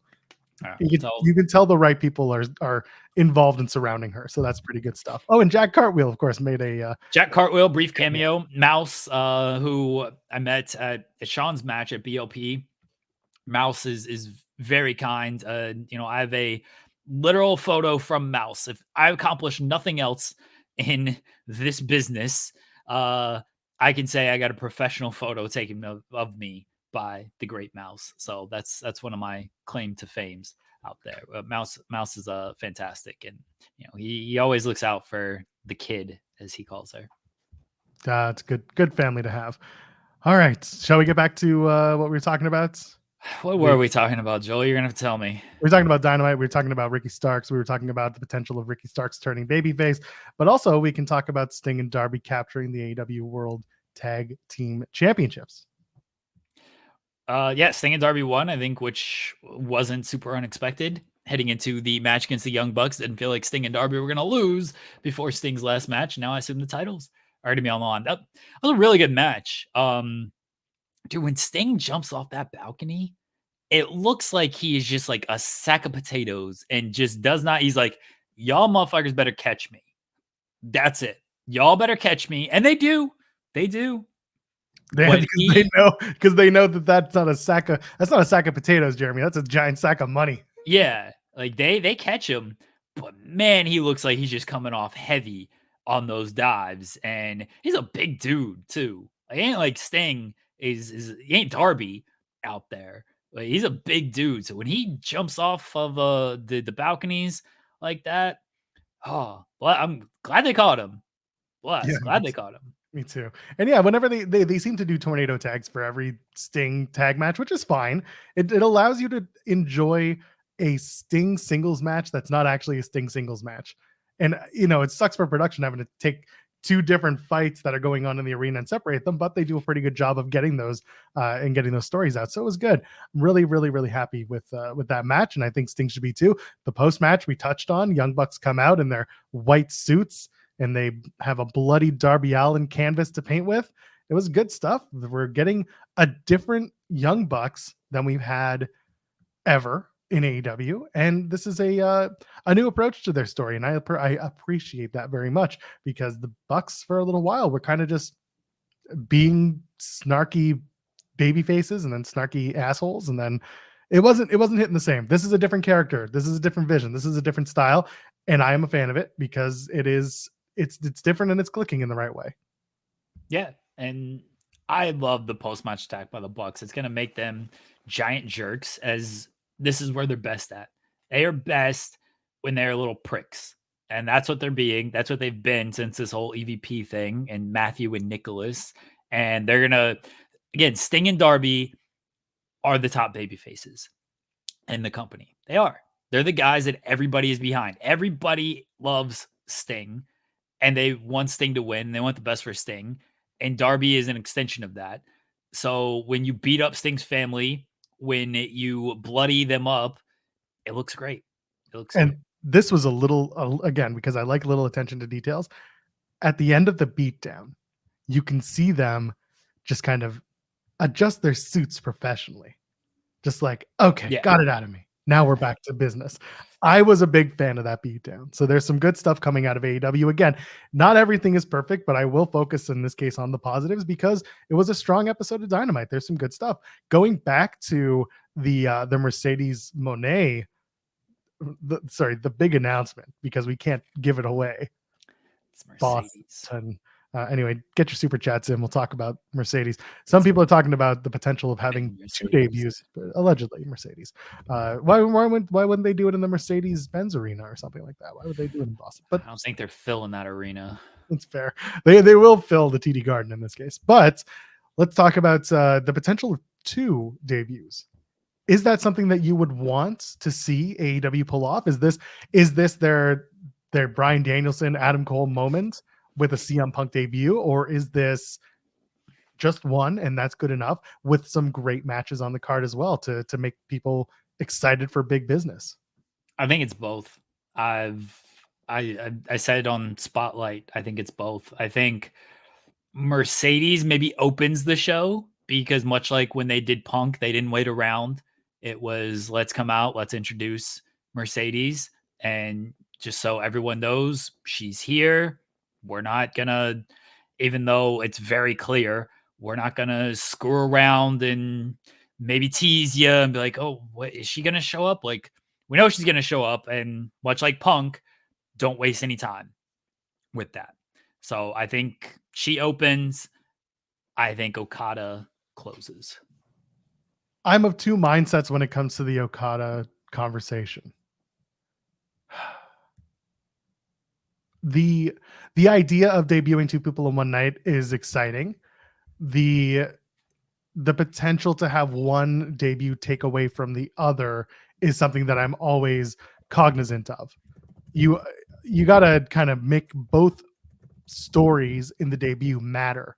You have to make the moments matter. I saw some people talk about having Mercedes, if this is her debut, let's just say it is, do bookend the show, essentially. Open with her and then close with her stating her, her expectation to be going after the AEW Women's Championship or doing a stare down with someone.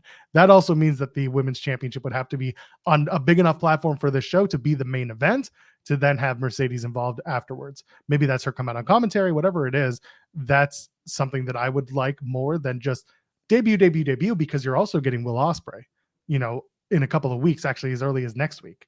So with that in mind, do you run the risk of doing too many debuts at once and then losing track, not losing track, but losing importance of who's doing what? Or do you just focus on the one debut for big business and kind of scatter the other ones accordingly? I don't think you lose track of anything when it comes to specifically these two, because if it is Mercedes and she comes out and does the promo at the very beginning, makes her intentions known, makes everything very clear. Maybe she does get confronted by a Britt Baker or a Tony Storm, and that's going to immediately set up that sits, that simmers. I would have a hot show throughout. It's going to be a hot show. It would have, some important matches throughout. Maybe you throw a world title match on at the end. And then Samoa Joe wins. Coin drop. Here's Okada. I don't think anything gets lost in that. People are still going to remember Mercedes and her promo and the potential setup of the feud. And they're also going to remember Okada. We're not talking about, nobody forgot about Adam Cole when Bryan Danielson debuted. Everyone, and that was one on top of the other. Everyone was like, that was the coolest shit ever. That was awesome. You're right. It's very similar here. No one was like, oh yeah, they got Bryan Danielson. Remember Adam Cole? What's he going to do? Everyone loved that. these two are big enough names to where it ain't gonna get lost in the shuffle. They do this too often when they don't have these types of names. When they just like, oh, let's do a debut and now let's go to the back and make a big announcement. And it's like, like that, this person isn't known enough to do this kind of debut and immediately overshadow it. These two are on a different level. I agree and I don't at the same time. With what happened with, well, first of all, Okada has already been around the AEW world, right? He's had matches as New Japan talent, but still appearing on AEW programming.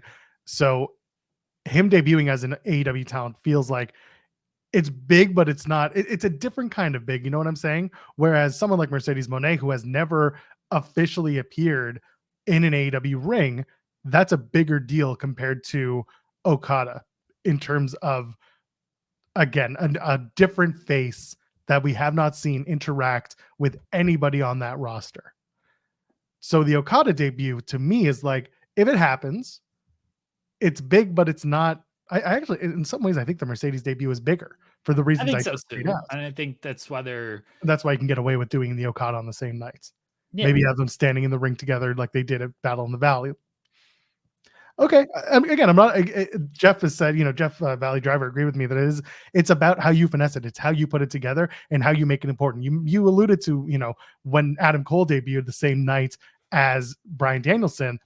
I mean, you can argue that there was a little bit of lost in the shuffle for Adam Cole at first until we got him back on track. It took a little bit of time because Bryan Danielson was the bigger, more well-known name in this case. So there is that dynamic of who knows and who is more popular than whom. It's a different situation. One, I don't think Cole, certainly not night of, people were still talking about just double debut. Now, right. as things kind of played a little bit, it was, Danielson's bigger because Danielson was immediately going after Omega, where Cole was aligned with Omega. This is a different situation. And like, we're talking about two different divisions as well, and two different debuts, not one on top of the other, like it was there. Like these are two separate stories we're going with. Again, these two are like, Jeff Valley Driver, two different gender division. It should not be too hard. Like that's my point on this as well, is they're not on top of each other. If anything, like what got lost in that All Out debut is like Ruby Soho debuted on that show. That's the one that got, lost because she just debuted in the Battle Royal and she won, and like people were excited, but that was like the third talking point. It was like, oh, Danielson, oh, Cole, oh, Punk's first match. Those were the talking points coming out of that. So Ruby was the one who got lost there. There's no worry about Mercedes getting lost here because this is the show built around her. Yeah. So again, we'll see where it happens. A couple of weeks. The tickets are on sale. It's five weeks away. My God. But apparently the tickets are going well so far, pre-sale. They're going to make a lot of money. They're going to do big business, you might even say, in Boston. Big Business was a good name. It is a good name. I'm not clowning on the name. I just love the idea of like they're going to do big business. They're just like, yes, we are. You know what else it's going to do? Big business, Joel. The slap heard around the world. Actually, you know what's going to do big business, Jeremy Lambert? Your new favorite show to cover, WWE Speed. Matches in under 5 minutes. Oh, they found a way to cater a show specifically for Jeremy Lambert. I am so proud of WWE for this one. I'm fine. I'm fine with 5-minute matches. I know. That's why I said what I said, and I stand by it. But like, I don't want like, here's who did the pre-tapes for the fight? Dragon Lee and somebody. Axiom, I think, did one match as well. Okay. Basically, high flyers. Yeah. See, what I want is like, give me a Drew McIntyre and Kevin Owens match. WWE Speed 5 minutes. I mean, like the top guys trying to do this shit. That's what I want. It's just Sheamus rolling around on a ball with Drew McIntyre. Put Triple H in these 5-minute matches. He owes us for all those epics he tried to have. Chi-Town Spurs saying under 5 minutes, isn't that their women's division? No, that's their entire NXT division. That's why they're bringing up those stars. Oh my god, I'll be watching that show. It's gonna be on Twitter. I'm sure people are gonna the clips will be tossed around and people will do as they will. This isn't like a what are the ratings gonna be. This is very much like, well, we have time before the shows go live. Let's put out some shit and see what sticks. Who cares about the ratings? AEW viewership was down this week. Everything's failing. Stack the show. Big announcement. Ratings were down. Viewership was down. Clearly, the sky's falling. Yeah, exactly. The world's over. You have a bad show, it's over. Sorry, guys. Now I'm just thinking about how much wrestling sucks now because it's over. Anyway, the slap heard around the world. Let's talk about it.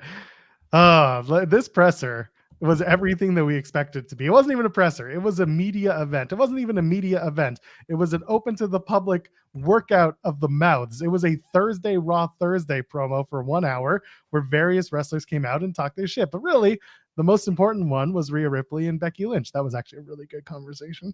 But instead, the big one was the Bloodline family tree. We now know what it looks like. It's massive. And wrestling does have more than one royal family, but it also has a shit ton of nepotism involved. This Bloodline family tree. I'm going to find it for a second. I got it. You got it? Yeah, get it up there because this thing is wild. I thought they were playing a giant game of like Hangman or something. I was like, what is happening? No, this is Guess Who. Yeah, I can see that. With all the things stopped down. Yeah. Is your guy Samoan? Yes. You can't read any of these names. What are we doing? I can read them. Zoom in. I can read them like this. Just all right. So Guess Who, people. Yeah. Does your Samoan wear glasses? This would be actually a good game of Guess Who. Honestly. I would love to do it. But there are a lot of names on that list, and yeah, Gary Albright is definitely part of the bloodline, apparently. So look, we all speculated, we all wondered what was going to happen. First off, this thing wasn't a press conference. This thing was I think people call it pep rally. They pivoted from press conference to just kickoff, because press conference implied we're going to get some questions asked from the media. So sorry, they never called it a press conference. They called it a press event. So like this was, and again, this isn't me making, I just want to get it right. Like they called it a press event and then they called it the kickoff. And a press event was like what they were doing with WrestleManias in the past when they would do either announcements, or you go back to like the Tyson unveiling that he was going to be part of it. They did a press event for that. It was an event. They made it a spectacle because that's what WWE does. But yeah, sorry, continue. I just want to get that out there. Okay. Regardless, a lot of people flew out there. A lot of people were going to cover it. And then they found out, oh, by the way, this isn't what we thought it was going to be. I feel bad for a lot of those people. It's unfortunate. Sorry. When we had Tim on, we were like, hey, maybe if somebody gets asked a question, what should they ask? Turns out nobody got to ask a question to Triple H or anything. So they do this big thing, and Seth comes out, and then Roman comes out and makes one of his shoes. And then Roman's just like, yeah, choose The Rock. And then Rock comes out, and he gets the, mixed reaction with everything. And then he throws up this graphic with the bloodline. And then here comes Cody. He said, this is bullshit. And then The Rock slaps him. And then Triple H says, you know what? It's Cody and Roman. Because Cody said he chooses to face Roman. And Roman's like, no, you've already burned your shot here. But he didn't. He came out and said, I'm going to take everything from you, but not a WrestleMania. You can walk it back pretty easily, but we'll see what they do tonight. Go ahead. That's one thing they didn't do, like at the actual press conference. And I jokingly tweeted, but like also kind of serious, of Cody thought it was going to be one thing. Cody thought, this is WWE explaining, by the way. This is WWE entertain-splaining. Instead of mansplain. See what I'm trying to work with here. E-splaining? E-splaining, sure. E-splaining. Okay. That feels like esports explaining. Anyway. It's the same thing, really. Yeah. So Cody basically, if I'm e-splaining this, I'm saying that Cody thought The Rock was here to do one thing, and then Rock comes in and made it all about like family and all about bloodline, and he's uniting with Roman Reigns. And he said that wrestling, this is the one royal family in wrestling. And then Cody is, of course, like, no, wrestling has more than one royal family. This is bullshit. What are we doing? This is not what we talked about, Rock. That's what they like should have at least tried to hint at a little bit. Instead, they're just kind of letting you fill in your little, your own, choose your own adventure of how you want this to make sense. I think that explanation does make some sense, but they gotta spell it out a little bit more, because otherwise it just looks like Cody's like, I'm gonna take everything, not at WrestleMania. Here's The Rock. Rock comes out, looks like it's Showdown. They changed it up because the fans were like, nope, we don't really like this. And then they did the smart thing. They're giving you Cody and Roman. We might get Cody and Seth against Roman and Rock night one. That's a theory. We might get Rock and Rollins night one. That's a theory I've seen tossed around. And we'll see where they end up going with it.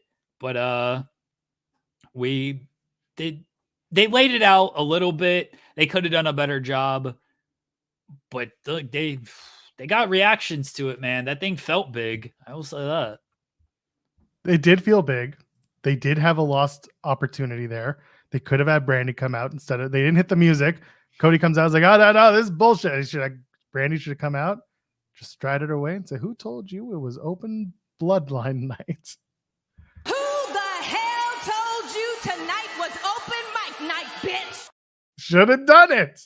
They had it right there. Said that. And that was one of my troll tweets over the weekend.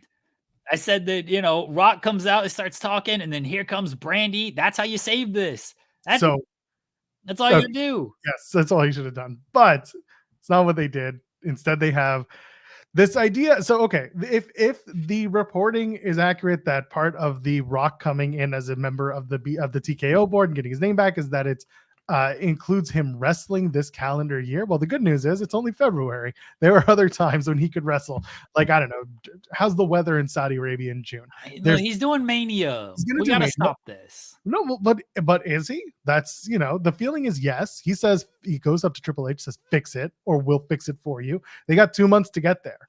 Do they do some sort of tag match? Well, it looks like, they were on the same page last night. I'm not hearing, this is not me like sources type of thing. This is me saying, I don't want to hear. I won't hear any of this Rock in Australia, Rock in Saudi, Rock at SummerSlam. It's all this man wants to talk about is WrestleMania, biggest WrestleMania. This man wants the WrestleMania. He didn't care about Saudi. Maybe it does a little bit, but you drive a dump truck full of money up to anyone's door, they'll talk about Saudi. Look at the Undertaker showing up in full Undertaker garb with Undertaker got money. He ain't got Rock money. Right? Rock don't need that. Taker got to start doing movies that go over well. Rock wants to wrestle at WrestleMania. He said it. He said it on McAfee's show. He said Mania. He said, I'm gonna be in the ring wrestling at Mania. He says he's in training camp and working out and everything. It feels like a tag team match. Yeah, King Potato saying HBK literally came out Saudi. These guys got money. They got wrestling money, which is good, but it ain't Hollywood money, and it certainly ain't Dwayne The Rock Johnson money. Yeah, this is we're talking about Tooth Fairy money here, okay? This is big. These are big bucks. The Rock doesn't need this Saudi money like maybe Undertaker and Michaels, who are on the road 365 days a year and making pennies in the 80s and 90s. Rock don't need that kind of money. He got it. Yeah, he does. But at the same time, it could always be more. They want to bring Terramana to Saudi Arabia, very, very famously big drinking city. look, I'm not saying that Rock won't do a Saudi match. All I'm saying is that Rock doesn't need to do it the way maybe these other guys needed to do it for that money. And also, Rock is all he's talking about is Mania. That's it. Yeah. He's talking about working at Mania. It feels like he wants the Mania match in some capacity. I think Rock and Rollins would be a hell of a pivot, by the way. A hell of a pivot. Yeah, no, I agree. Let's Will Chilton said super chat saying it's crazy to see Roman fall in line behind the Rock. It felt like how the Usos were when they fell behind Roman. And yeah, there's a certain element to that. There is a respecting your elders thing that comes into play. But I also think that, again, some of the theories, this is the main one I thought was like Rock and Roman together night 2, and Rock turns on Roman at the end of the night, and they set up for next year. And why not? Give it the year. They don't just do the turn and be like, next year, bitch, and that's it. There you go. You've already set it up. You know what's coming down the pipe. That's a match that doesn't need a title associated with it. It's just, you want your once in a lifetime for real? There it is. And no one will be upset for that one. No one will be upset to see that one, assuming there's no title involved. And on the other side of things, there is an opportunity at play because WWE loves their first times ever. You can have Roman Reigns headline back-to-back WrestleMania nights, because nobody, since WrestleMania started going two nights in a row, nobody has ever done 2 nights main eventing WrestleMania. Last guy on the night, last guy out in doing a match.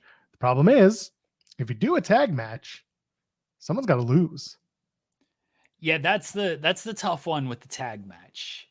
You don't want to beat Roman one night before he faces Cody. You don't want to beat Cody one night before he faces Roman, unless they really screw Cody.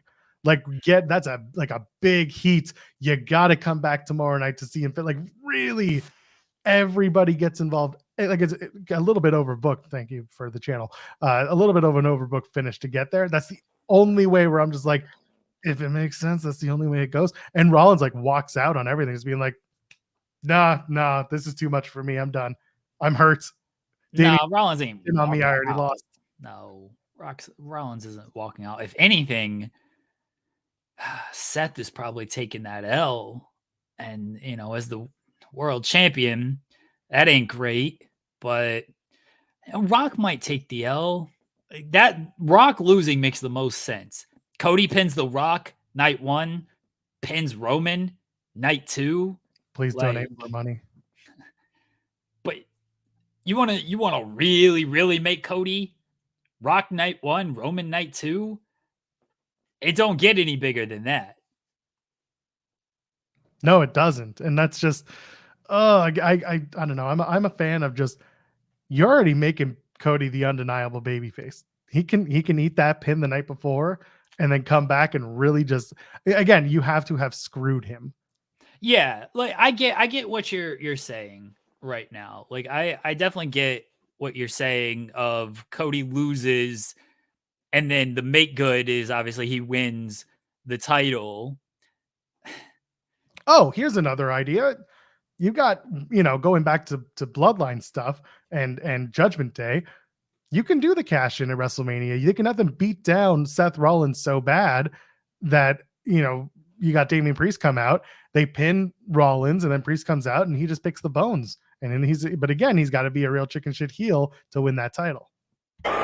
Exactly. No pop. I mean, it's a Seth Rollins moment, so I get it. Cody losing and people being very pissed off about that, but then coming back for night 2 for Cody's big victory. I can see that. I'm okay with that. Maybe Rock pins Cody night 1. Oh yeah, let's go. But Rock pins Cody night 1, then Cody loses, or Cody wins, beats Roman night 2. You're setting up Rock and Cody there as well, potentially. I mean, I don't know if you can hold off on that for a WrestleMania. Maybe you can do that for a SummerSlam. Maybe that's a Saudi match, but you can do that, and then you put the title on The Rock, and then The Rock holds it until the next WrestleMania, and then Rock and Roman WrestleMania 41 for the title. Let's go. We're back, baby. The good news is whatever they did last night cleared up a lot of fan eroded, fandom, I guess. I don't know how to put it, but there were a lot of fans who were feeling pretty shitty after Friday. And I get that there was some copium, some hopium if you're a Steven Jensen crowd. Shout out. Did you? Yeah, Diamond Hands really did come in handy today. One thing I loved, I got to long-term storytell Steven Jensen on Friday. I sent him the gif of someone smashing a TV. Last night after the presser, I sent him a gif of somebody putting up a TV on the wall. Top 5. So with all this in mind, I don't mind how they're getting here because they already dug themselves a hole. Yes, you do have to address that Cody said not at WrestleMania and that he changed his mind. And it could easily have been Triple H stepped in and said, you can't give up your title shot. I don't care who did it. Or I don't care if The Rock talked you into this. That's coercion, but then you're getting a little too close to real life story. Basically, if there's a way to make it make sense, you can do it. Not everything has to make 100% sense. It could easily be, I changed my mind. There was too much bullshit going on stage. Yeah. I'm done. But then earlier in the day, Cody was like, I made my decision.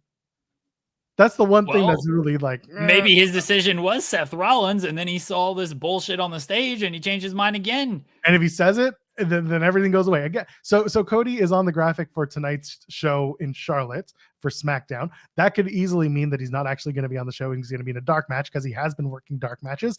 But also, it's the road to WrestleMania, so the odds are the main events are going to be on both shows for the foreseeable future. That includes Bayley and Io Sky, by the way. Ryan Lambert sent a super chat saying WWE totally forgot about Bayley. No, I actually think that they're more likely going to let the Bayley Io story ride dominantly on television instead of bringing it to a press event where it was about the things that could happen at WrestleMania, not the thing we already announced officially. Yeah. That's why I don't think Bayley was there at all. I mean, maybe she probably should have been though. Like she was down the street in LA seeing the Kobe statue being unveiled. Bless her. I think you should probably utilize Bayley as much as you can. They can make this Cody stuff make sense. They've obviously just got to have Cody cut a promo and explain it away. And the fans are probably going to buy it because they love Cody regardless. I like that they at least picked a direction coming out of this. And the direction was Cody and Roman and Rock seemingly now linking up. They had to change plans. I don't think this was the original plan. Definitely don't think that. But they've now at least picked the direction. They're going to go with it. We'll see if they go tag team match or if they go 2 singles matches, whatever they might do. We know they're doing Cody and Roman, though. Cody needs a good explanation for why he steps aside. I think it can be simple. It can be as simple as Rock told me this is what he was going to do. He went back on his word. He started talking about one dominant royal family. Listen to my song. There is more than one royal family. I will prove that at WrestleMania. And the crowd cheers and everybody's happy. And we want Cody crybabies. That was a fine line. Rock's little promo, by the way, when he's a little dickhead like the Young Bucks, he's very good. It'll all make sense. They'll all be happy about this. So I'm for it. It was good. The press conference event, it was good. I really like the Rhea and Becky stuff because that's not confirmed, but they're telling you that's happening. They're telling you that one's going down. That Elimination Chamber match now has to be above and beyond in terms of quality because they are telling you, yeah, Becky's gonna win. Or I don't know if they do a thing where for March she has to overcome more. Somebody else wins and she's got to win the title shot. I don't like or want that, but it's a little strange to do such a heavy-handed promo and basically tell you that Becky's winning the chamber. I don't hate it, but I don't like doing it so heavy-handedly. But I guess the show's on at 5 a.m, so who's going to be watching live anyway? The crowd will react in Australia, though. They'll love Rhea. Becky will get a good reaction, I think. And then they're telling you. I like that they're just basically, again, saying, this is what you're getting. Okay? And good. I liked back in the day when they would always do this. I always like that. They would, they would tell you by Survivor Series, this is a Mania match right here. Good. Have a long-term plan in place and don't just book it 2 weeks before. Yeah. I see SV3 saying they usually telegraph the women's chamber most years. Yes, they do, but they've never come out at a WrestleMania presser before WrestleMania, before Elimination Chamber, and been like, FYI, I'm going to win. And everyone's like, man, she's going to win. So they've made it heavy-handed in story, but they've never literally told you, this is the match we're going to do. We're going to get there, and you'll see how. So it is what it is. Just tell me a good story. Like Jeremy said, Rhea is going to be massively over in Australia, in Perth. We have we're going to have some representation there as well. So we're looking forward to that. I want to know where Big Bronson Reed gets in on this. He's got a man bun. CM Punk loves punching people with man buns. CM Punk. The best. His solution on brand, I guess, is just punch somebody in the mouth. He's like, Cody should have hit this man. If I was up there, I would have hit this man. Why didn't Seth hit? I don't care if he's on the board. Just punch him. Like, we know Phil. We know Philip. We know you're not opposed to punching people who are executives. But I love that he's just going for it here. Bless him. He ruled. Big E was great as well. But it's always good to see Big E. Punk was on another level during this price. Look, man, they flew him out there probably last minute notice. He probably found out like Wednesday night, hey, we need you to fly out here on Thursday morning to be one of the hosts for these things. He's like, you're gonna make me do this? Fine. But you ain't muzzling me on this. Do you think that maybe there's a chance they make him the host of WrestleMania this year? No, because that seems stupid. Fair. Then who hosts WrestleMania? Because there's always a host of some sorts. I don't know. Ace Steel.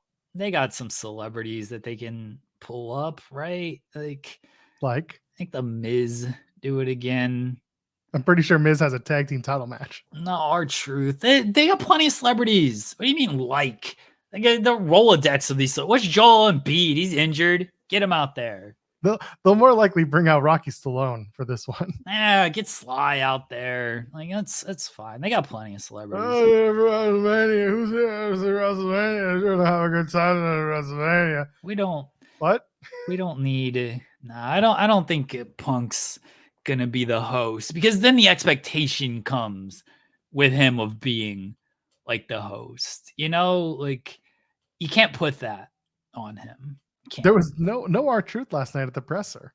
Someone said, like, what are the odds that R-Truth is going to come out and like take a ladder out during the presser and try to climb it? And I said, it's more likely he comes out and like tries to put $20 on red. He didn't show up at all, but that's all I wanted was a little R-Truth bit, but they kept it pretty straightforward. Oh, there you go. Have a heel Kevin Hart hosted. The Rock's best friend. Oh my God. The Rock's best friend, Kevin Hart's going to come out and why am I doing Stone Cold Steve Austin? Yeah. I guess I only have one. You have The Rock be like, my best friend, Kevin Hart's going to come out. He's going to Kevin Hart's an industry plant, so we need Cat Williams to host it. And we're back. Cat Williams, he should be the host. That'd be awesome. That's true. But yeah, the press, listen, they cleaned up a lot. Maybe George Kittle will host. He's a big wrestling fan. Wins the Super Bowl, goes to host WrestleMania. Philadelphia probably won't love that. Maybe Travis Kelce. What's he doing? They'll accept him. His brother's a Philly legend. They'll accept. Only if he takes his shirt off. Oh, that's Jason. Jason, take his shirt off. Yeah. There you go. Have Jason Kelce do it. People be all over that. The newly minted after this Sunday, Mr. Taylor Swift. You think they're going to get married at that free? Maybe they get married at the WrestleMania. Oh, let's go. That's numbers, baby. It's a ring and a ring for Travis Kelce this weekend, everybody. Could you imagine? Travis Kelce, what are you going to do next? I'm going to marry Taylor Swift at WrestleMania. Yeah. Nick Khan is just standing behind them. Good. Yeah. There's a dump truck full of money on the field. It's going to happen. Yeah, both Kelce brothers. But what happens if Donna? Look, Donna was at the Performance Center. Old Donna Kelce. So, just saying. Why would she do that? Why would Donna Kelsey be at the Performance Center?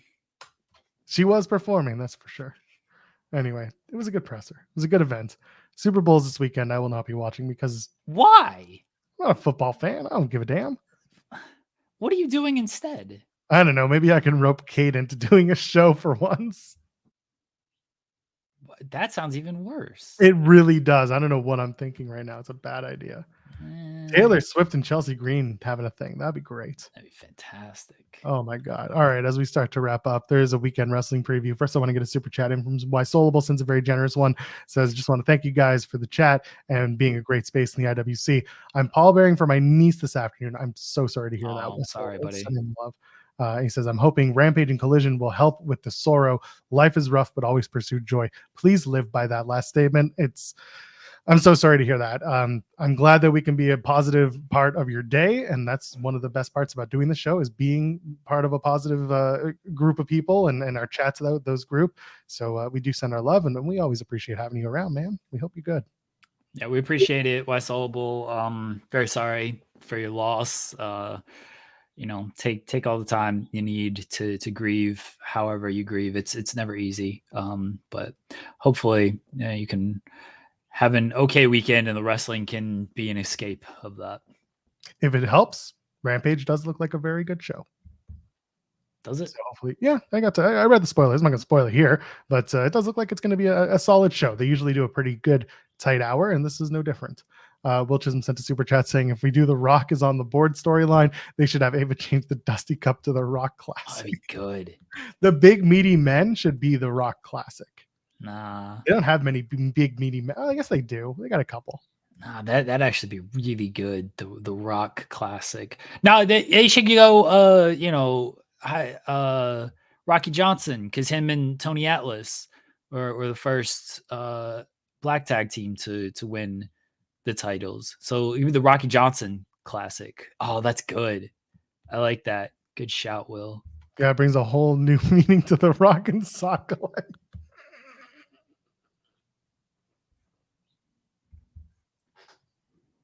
I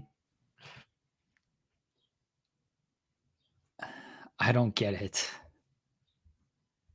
Tony Atlas. Oh, the feats. Okay. All right. All right. I'm sorry. I got my moment. I had to do it. Oh, it took me a second there. Yeah, I know. Sorry, thanks again to Billie Starkz for joining us this morning. Great interview. Her Cold Radrick and Jack Cartwheel making an appearance. Very fucking Cole Radrick. I'm gonna see him next weekend. It's gonna be grand.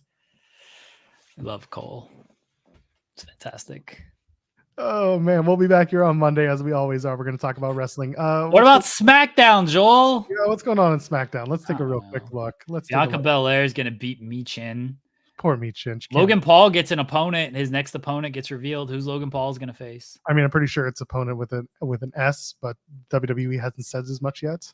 Who's Logan Paul's gonna face? Probably whoever at the Elimination Chamber. We've talked about how 5 of them could be. Why did that? Oh my gosh! Sorry, Joel. What? Oh, someone got you something? No, something ran that shouldn't have run. Oh, the DIY versus the Techers. Yeah, the tag. That'd be good. They can lose to Judgment Day. That'd be good. Yeah, I like that. Okay, we'll do that. And I think that's really what that's it. That's it. Poor Michin. What's going on Collision? Michin lost to like Tiffany Stratton. Why is she even in this match? Why are they rewarding losers, Joel? I agree. Next, you'll be giving them graphics with title opportunities. Oh God, graphics! No, we're not doing this again, Joel. Anyway, this Saturday Collision, Hendersonville, Tennessee, Henderson, Nevada. You can tell I'm already done. The International Championship, Tomohiro Ishii takes on Orange Cassidy. The Cope Open. Adam's going to be there. And Star Jr. and Esfinge versus John Moxley, Claudio Castagnoli. Anything else on that show? I think those are the big ones. Right, got it. Tony Storm's on the show. She's facing Queen Aminata. Aminata is going to keep losing, and maybe she'll Well, what will she get, Joel? She will get. I guess that means you need to shut the fuck up. That's what I do if I don't have no army. I would fuck up. Shut the fuck up. I thought that she was just going to get nothing. Another L, another big fat L. She'll be Queen Laminata because the big fat L she takes. You're very proud of yourself for that one. I set it up well. You did. It was very good. Oh, anyway, that's the show. That's what we do. Monday, Wednesdays, and Fridays, 10 a.m. Eastern till noon. Who knows? Maybe we'll become a daily. Maybe we'll really screw ourselves into doing a daily show. Doesn't sound great. All right, everybody. All right, maybe I'll plug some stuff. Nope. Bye, everyone. All right. Now, Rob and Maggie are live at 3 o'clock. They're going to do their thing on the channel. Go ahead. If you haven't already, leave a thumbs up and subscribe to us here at Fightful Overbooked. Thank you to everyone who came and hung out with us for 2 hours, as they do every Monday, Wednesday, and Friday. We'll be back on Monday. Point to the sign. Ladies, gentlemen, friends beyond the binary. I am Actual Pearl, JWLPERL. We will see you in the next